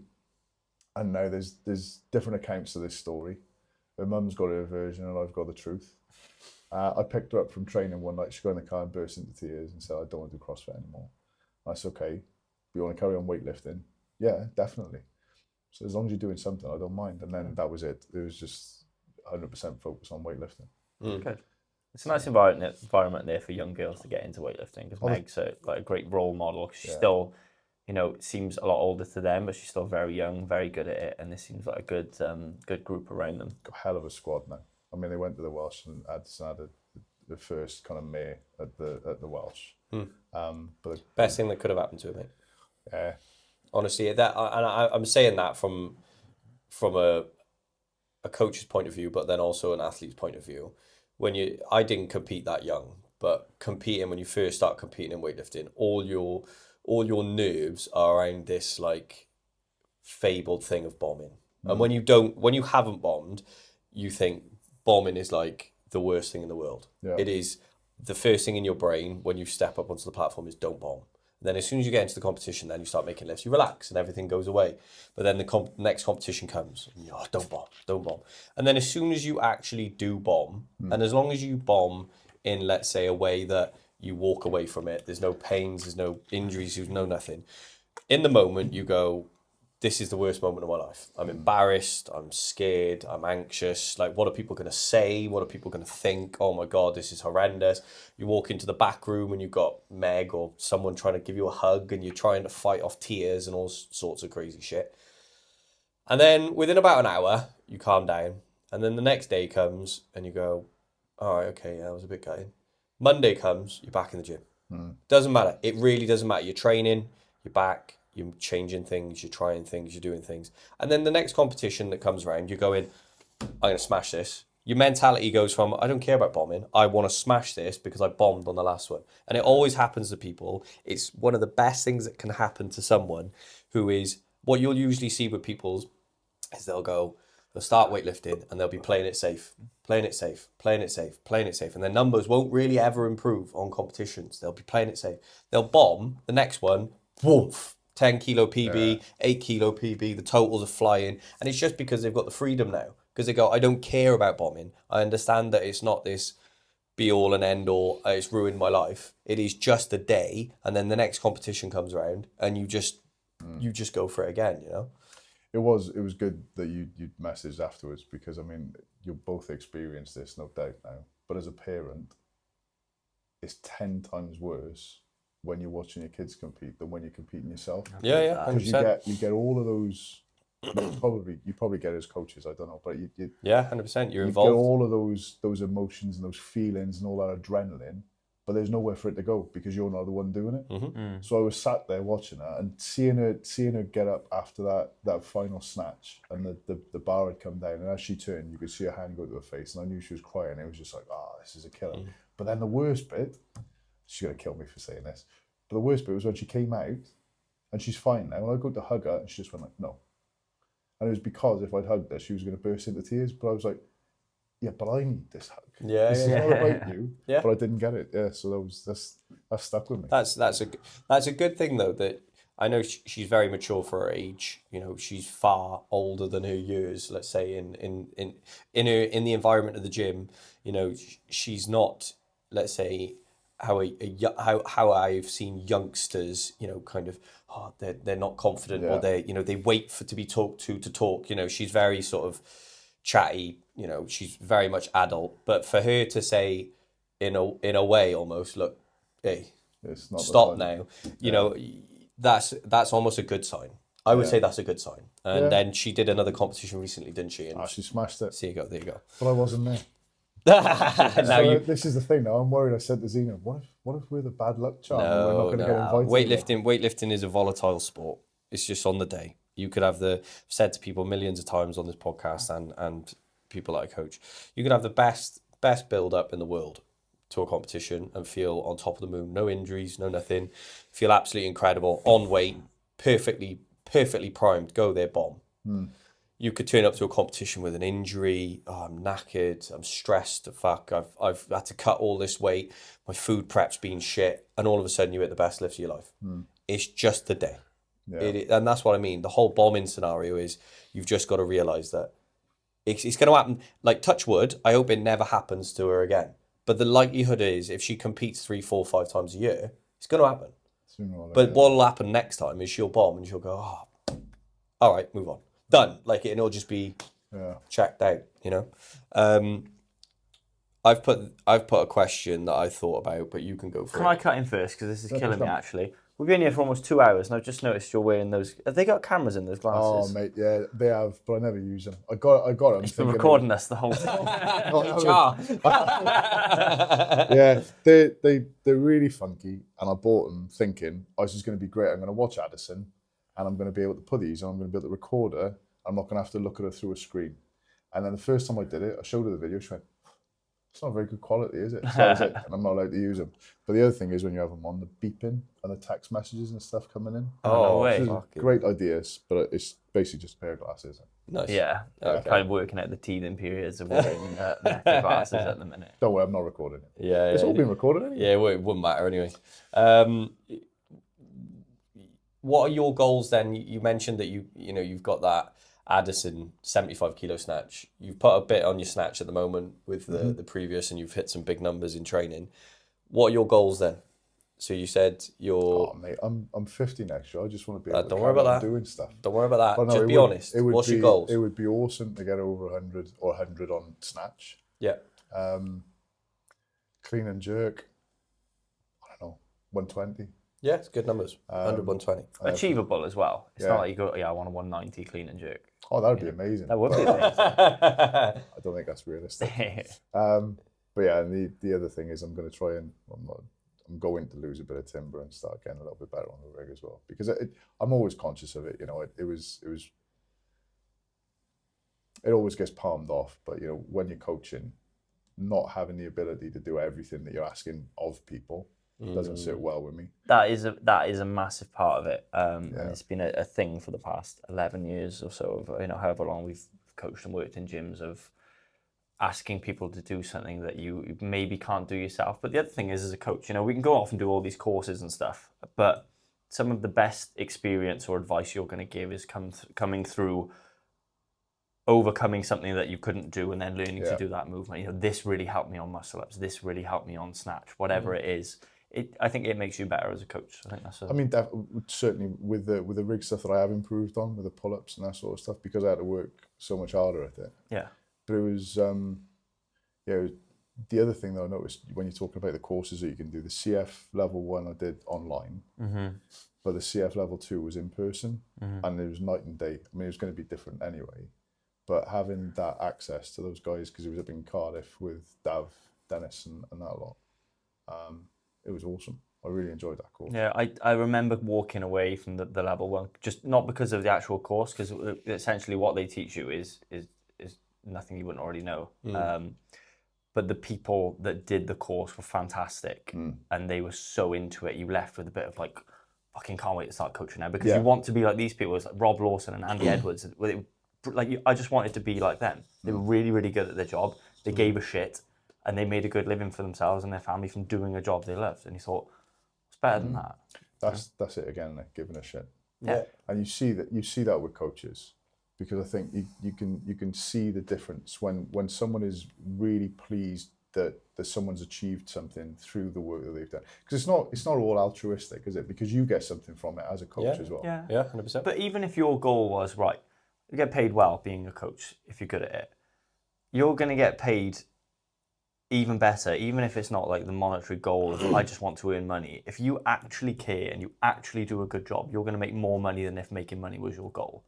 So it's kind of nice in the way that people who don't care filter themselves out anyway, because you don't see a lot of PTs sticking around or coaches sticking around for a long time, because they kind of do it because they think, oh, it's a bit of an easy job. I'll go to the gym and just, you know, chat to some people. Yeah, it's not. They're just not in it. They don't last. I've got to be fair as well. I think that the other thing I noticed when I started coaching again was the positive impact it had on the day job.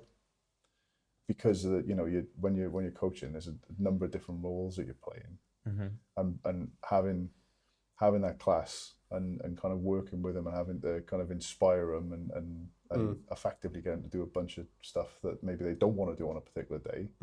The carry over into work has been brilliant. And I'm a natural introvert as well, which is a irony. Yeah. So forcing yourself into those situations. Have you become more confident in elsewhere now because of putting yourself out in front of people? Yeah. Well, I mean, that was kind of the thing when I started the day job and moved into HR and having to do more presentations and stuff. You force yourself into that kind of mindset, and again, almost like the swim or whatever, you're doing it because you've got to do it. And then when the coaching stuff was almost like a voluntary thing, and it's like, well, the fun on the side. Yeah. How are you finding coaching? I really enjoy it. Yeah, really enjoy it, and again, the community side. People go on about it with CrossFit, but the community side is so different to what you get anywhere else, isn't it? From a gym perspective. Yeah, it's a social club with fitness. That's a great way of describing it. I like that. Have you got any goals for the coaching side of things then? To take it further, or are you happy with the current sort of layout that you've got? I mean, I haven't got aspirations of doing anything outside of coaching in that class setting. So I wouldn't have the time to with the day job, and I would feel a bit of a charlatan, to be honest. But what I do, I enjoy, and it's just seeing people enjoying themselves in the gym, and that's the biggest difference, is the amount of people that go to CrossFit that have gone to a commercial gym and thought, this is not for me. Yeah. I haven't got anywhere to go, and then they turn up to a CrossFit class, meet a bunch of people that are totally, that you've got all ends of the spectrum there, and they enjoy it, and then stick with it.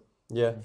So you got the coaching at Sugar Rogue then, with the competitive side of you then. Is that done, or are you thinking about doing any CrossFit comps? Or like you mentioned, you did partner workouts. I know I've tried to convince you to do a weightlifting competition, which I think would be fucking amazing to see you on the platform. Nah, that's Addison's game. Herbie did it. Herbie did it, and I was shitting myself for it. Yeah. That's a different world. That's a different world. That all eyes on you. I mean, the CrossFit stuff I've enjoyed. I don't think I'd do individual competitions. I like the team stuff. Yeah. But standing there on the platform in front of everyone, nah. I think, and I definitely wouldn't wear a singlet. No, you don't have to wear a fucking singlet. But I think the funny thing with that everyone has this thing about weightlifting is all eyes on you, and it is. But when you're at a CrossFit event, there's more people. It feels that way. There's more people. Like, I'm always pretty sure no one's looking at me. but that's so I did. So I've never done a CrossFit competition, but I've watched loads, and I've sort of supported people, and I love the look of it. I love the whole aspect of it. And the closest thing that I ever got to one was Pewey's charity competition, where it was you had to do 2 lifts. You had a team of 4, you all had 2 lifts to do, and it was at different times in the day, and you were in a pen, right. And it was basically a barbell set up here and then a female barbell in front of you, and you had a pen, you had 20 minutes to max your lift to get your total score up for your team. And that was the first time I'd ever lifted in front of, or at the same time as people, and in front of that many people, and it did feel different. It felt strange, because when I first went into it, I thought, I'm a bit nervous for this. And I don't know why I'm a bit nervous, because it was charity comp, it was a bit fun. But I think it was the whole element of, there was so many people there, and you were all lifting at the same time. You could hear people behind you making lifts and celebrating, or close, or missed, or whatever. And I soon got into it and found the buzz for it, and it was amazing. But it was totally different to weightlifting in what I'm used to, in terms of, like you said, walking up. It's quiet, you do your lift, go back, calm, do it. In that, it was, come on, let's just, like 30 people around your pen all screaming at you to do this lift. And I was thinking, fucking hell, this is, at first, I was thinking, Jesus, like this is, and I thought I'd love that. But in the first couple of lifts, I was thinking, oh my God, don't miss any fucking lifts in front of these lot. But then once you get into it and you realise they're all there supporting you, and it's obviously for charity and it's a good cause, you settle in. And the one I loved was at yours and Meg's comp with the what's his name, Scream and Jerk. Yes, yeah. Oh my God. Yeah, the lightweight baby. Yeah. What an entertainer. Yeah, he's a bit of a loose cannon, he is. But you need them. You need fucking characters, don't you? Yeah. But again, you can be like that. There's no rules against. Like, people think weightlifting has to be this really prim and proper, kind of, no noise, no nothing. You go out, you do your lift, you bow to the crowd or whatever. You can give it some. And there's no rule against giving it some. And there was plenty of lifts later on in the day where some of the boys were slamming the bar on the platform and giving it loads to people. Yeah. And you're allowed to do that. And that's what I think is missing in weightlifting, is people think that's like not allowed. It's forbidden. As long as you're not like swearing your head off on the platform. Like, it wouldn't, like if Addison, not that she would, if Addison snatched a PB, put it down, screamed, sat on the bar, gave a little pose, gave it the fucking finger cannons and walked off. Like, no one would be, no one would go, no rep. You know what I mean? It would be like, oh yeah, she's made a song and dance of it and she's loved it and it's great. But it is what it is. But I think just this whole thing. What's that got to do with the actual lift, though? That's what I mean. It's like, once you've done your lift and they've given you the lift, as long as, like you said, you don't either put your foot on the bar or you turn around to the judge and go like, fuck you. Stone You Cold can, the you can judges. do whatever you want. Like that's it. You see like the John Norths of the world, and like Shizi Young. Like Shizi Young used to slam his bar down, go around to the edge of his bar, sit on his bar, cross his legs, and clap the crowd. And it was like the ultimate, like, But that I am brings the so fucking much, best. so much more attention to weightlifting. Yeah, but that's why everyone knew him. Everyone was like, this guy is an absolute lunatic. He's going to do something.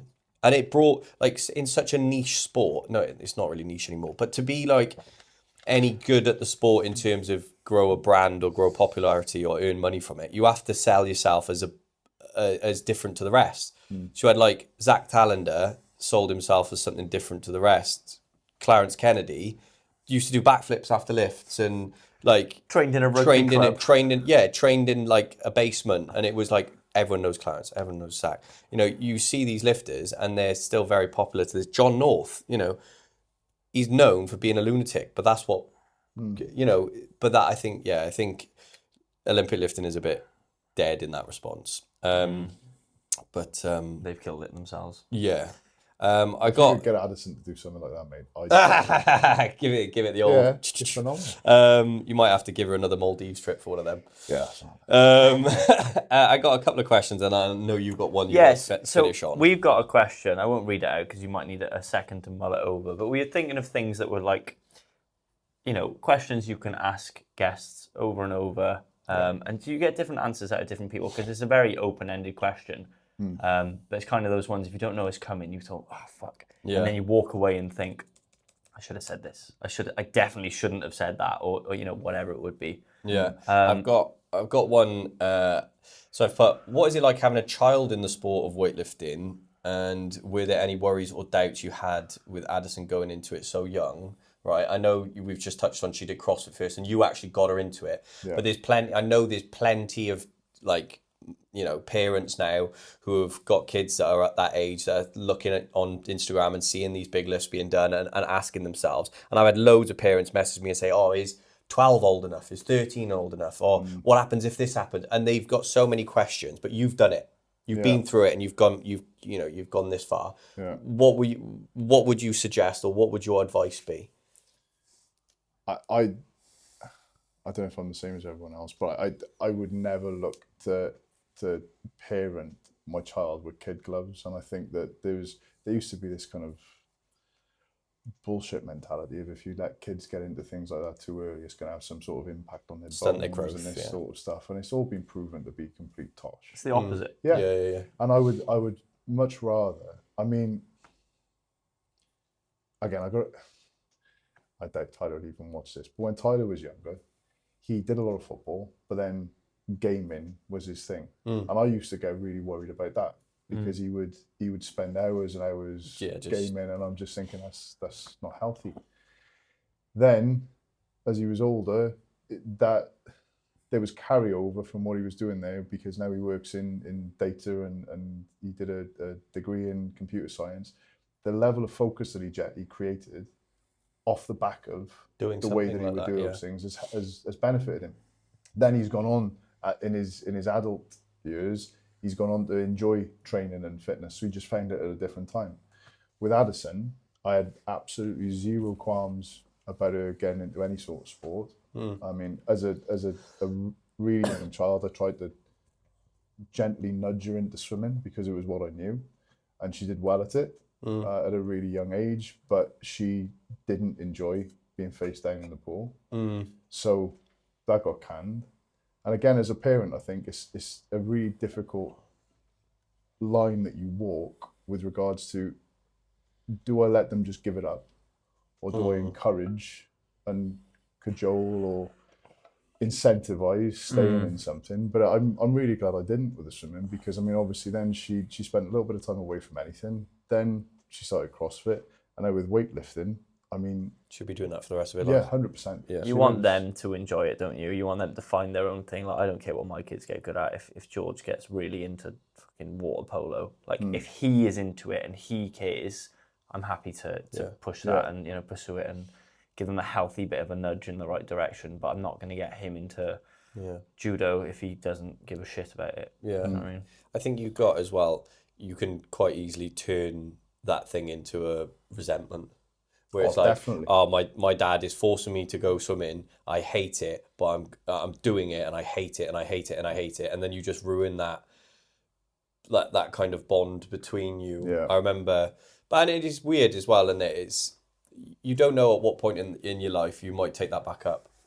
Like she might be my age now, 30, going, oh, you know what? I wouldn't mind having to go swimming, and just start. Like she's so young that she could pick up something tomorrow and be doing it for the next 10 years, and she's still only 25. Yeah, I mean, you know what I mean? It's like that. That's how crazy it is. Like, you know, and I know I always say like age, it is what it is. It's more to do with like the mentality or the time you're willing to put in. But I remember when I was really young, my old man used to race motocross, and he tried to get me into it. And I just wasn't very good. I just kind of pootle around doing the same thing over and over again. And like my memories of him was like, oh, try this, do this. And I just wasn't interested in it. And it left me a little bit like, oh, I don't want to do this. But then fast forward 10 years and we were both back on bikes and doing it again. And I loved it again. But like, if you would ask me at 8 or 10 years old, do you want to go out on a bike? I would have probably said, no, I'd rather be with a football or a rugby ball or something, you know. And if you've been forced into it. And if he had just said, look, do this for the next 2 years solid, I would never have got back on a bike ever again, you know. But I mean, to your point here with the mentality thing, I think that the crossover. So looking at the day job, one of the big things that we focus on as an employer is mental health. And if you look at the impact that sport, training, that sort of activity has on mental health, it's so important for kids now. So I mean, Addison's in her GCSE, starting her GCSE year. 2 years in it, so she's in the first year of GCSEs. And you can already see the kind of shift from the stress levels. Exactly. Yeah. Because there's a lot more focus. So that time that she spends at the gym and the time that she spends around Meg and you guys, it's a release. Yeah. And you see it at the other end of the scale with the people that come into the gym. And you must see it with your guys. You know, you've got day jobs that will inevitably cause stress. You've got family lives. You've got all kinds of stuff going on. And coming in to that training environment with that culture, it's not just about the physical. It's that disconnection that you get from all of the shit that's going on outside, and the fact that you can kind of reset, re-energize, put things into more focus. Yeah, just how I think it helps you deal with a lot of stressful situations because it calms you down, doesn't it? Like I think training, you can arrive at the gym thinking a problem in your life is the be all and end all and the most stressful thing in the world, and you drive into the gym going, oh my god, I can't believe this is happening to me, all is woe and it's horrendous. And you get to the gym, and whether it's a class or whether you're with your mates or whether even you just train on your own and you do something, by the end of that session your mindset has totally shifted and it's given you a new perspective on the problem. You've still got the problem, don't get me wrong, you're still going to leave that gym going, oh fuck, I've got to fix this. But the amount of times that I would go to the gym and think, oh God, woe is me. And then you leave the gym after a good session with the boys, or even just an average session with the lads or with the girls or whatever. And you look at that problem then with a bit calmer because you're tired. Yep. So naturally your stress levels have dropped because you're not fucking up there, you're down here now. And you can look at it with a different sort of point of view of, okay, how do I tackle this, rather than thinking, oh, the woe is me. I think there's a direct thing as well, and certainly as coaches, if you're talking to people that are struggling mentally, I think when you look at any sort of workout and you're going through the guts of the workout and it's painful and you're struggling or whatever, there's always an end point. Yeah, and you can draw you can draw the similarity to real day life, in as much as if you're going through shit, guaranteed it's going to end at some point. Yep. I can't remember the actors that were doing it, but there was a bunch of actors sat around, and I think it was Denzel. No, it was Tom Hanks. I know the one you're on. Hanks with this too shall pass. Feeling great, awesome, but it'll pass. Feeling shit, don't worry about it. It's going to pass. And that's the kind of mentality that I try and drive through the training. Yeah, I think your tolerance for stress and for bullshit is just so much higher once you've trained. Have you ever seen the brain scan of a human brain before and after a 20-minute walk? So before the walk, it's quite blue and sort of these depressing like purpley tones to it. 20 minutes after a walk, it's like a vibrant orange and red, and you're so much more positive about everything after 20 minutes of some form of exercise. And the other thing is, once you're in you're doing a CrossFit WOD, I can't think about what I'm doing and anything else other than what's directly in front of me. Yeah, and apart from that time of the day, when else do you have that? Yeah. You're constantly, you're on your phone or you're watching TV and there's something going on in the back of your mind. And if you're really stressed, it is there all the time, apart from when you're doing something so strenuous that you physically cannot focus on anything else. Yeah. It's a nice switch off. Yeah. You don't realise how necessary it is until you do it. I was saying to Charlie when we came in, I coached Dawn Patrol this morning, and I struggled with getting up. I don't know how people train at that time of the morning. I know you've been doing a lot of early mornings as well, haven't you? And fair play to you. Not by choice. But no, fair enough. But I always make a joke at the end of it. It's look, your day can only get better. Just beat yourself up for an hour. Just hurt yourself. Yeah. Now go have a normal day. Before you end on your big one, you mentioned it, so I'm going to ask you it. You mentioned wrestlers. Were you into wrestling? Kind of. Not to the extent of you guys. Yeah. Did you ever have a favourite wrestler? Stone Cold Steve Austin. Fuck. Right, that'll do. Yeah, you can ask the question now. I'm happy. Someone brought this up the other day. He absolutely loves podcasts, and he said this might be a cool question to ask guests consecutively.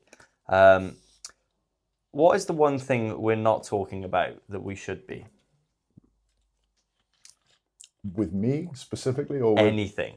Do both if you want. We've got time.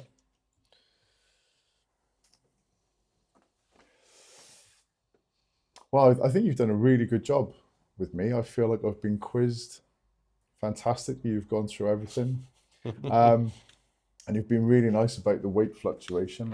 We haven't talked a lot about that. But I mean, that's probably something. I don't care about that, mate. No. I think to me, look, I know how hard you train. I firsthand now, we've done a couple of cycles of training of weightlifting. I know how dedicated you are. Before that, I knew of you, and I knew that there was always positive messages of Gareth trains hard, he's a good coach, he does this. Like, I'm not asked if you were fucking 20 stone or 10 stone. Like, if you train hard and you move well, or you try to move well, and I know you say the same, like, he's like fucking, there's no one better than him. I've seen him at 100 and something kilos. I've seen you down at 86 kilos. I don't go, oh, fucking hell, Sam.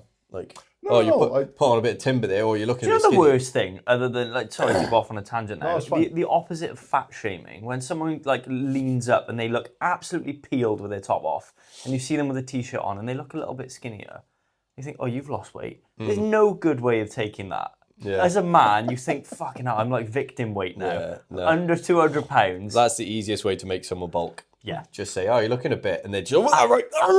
Abby said to me, you look gaunt. And I thought, this is the best I've ever looked with my shirt off. She went, you look gaunt. And I just fucking shoved so much food in my throat straight away for feeling like, oh, God, I feel skinny now. Yeah. They're great like that, though, aren't they? It was like Zena saying to me, but don't do the self-deprecating bit. You're too old for that now.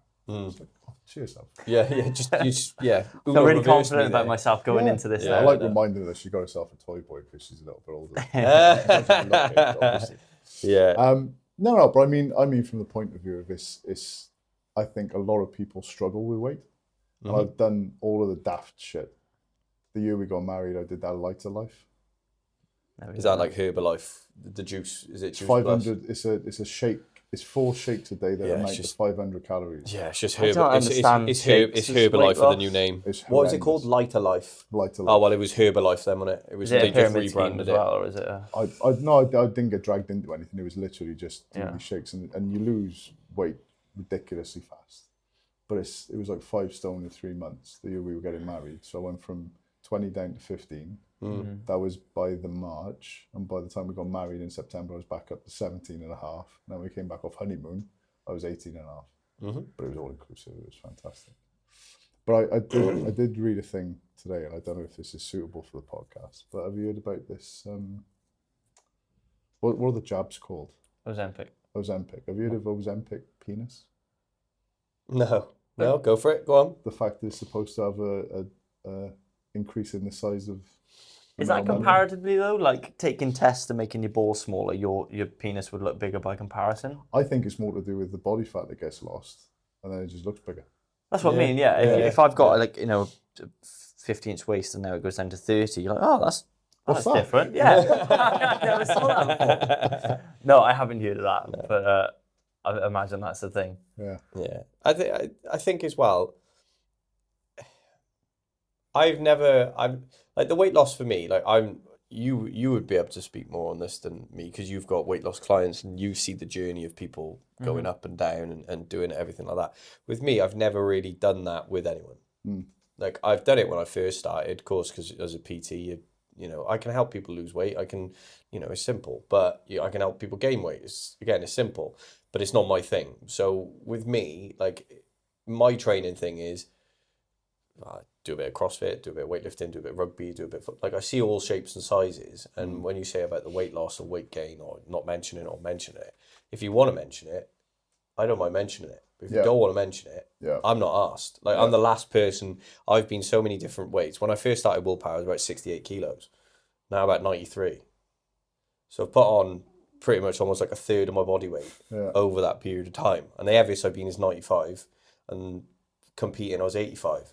So I've done it all from being a beanpole to having a bit of a keg on me, and I've still got a keg on me now, as Keds always reminds me. But like it's a running theme. But thanks, girls. It keeps you honest, keeps you grounded when you come home with a PB and you go, oh yeah. It's funny though, because that's one of the conversations I was having with one of the guys at the gym, is that when people start CrossFit, a lot of people start training because they want to lose weight, but it's not a continuous thing, is it? You can't continue losing weight to a point whereby you're just a sack of skin. So there has to be something else to keep you interested. And I think that's where CrossFit comes in, because then you've got all the skill stuff that people try to learn.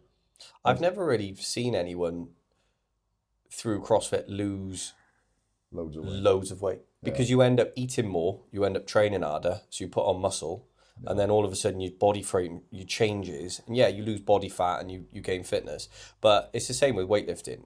Anyone who does weightlifting full time as just only weightlifting will always say you put on weight.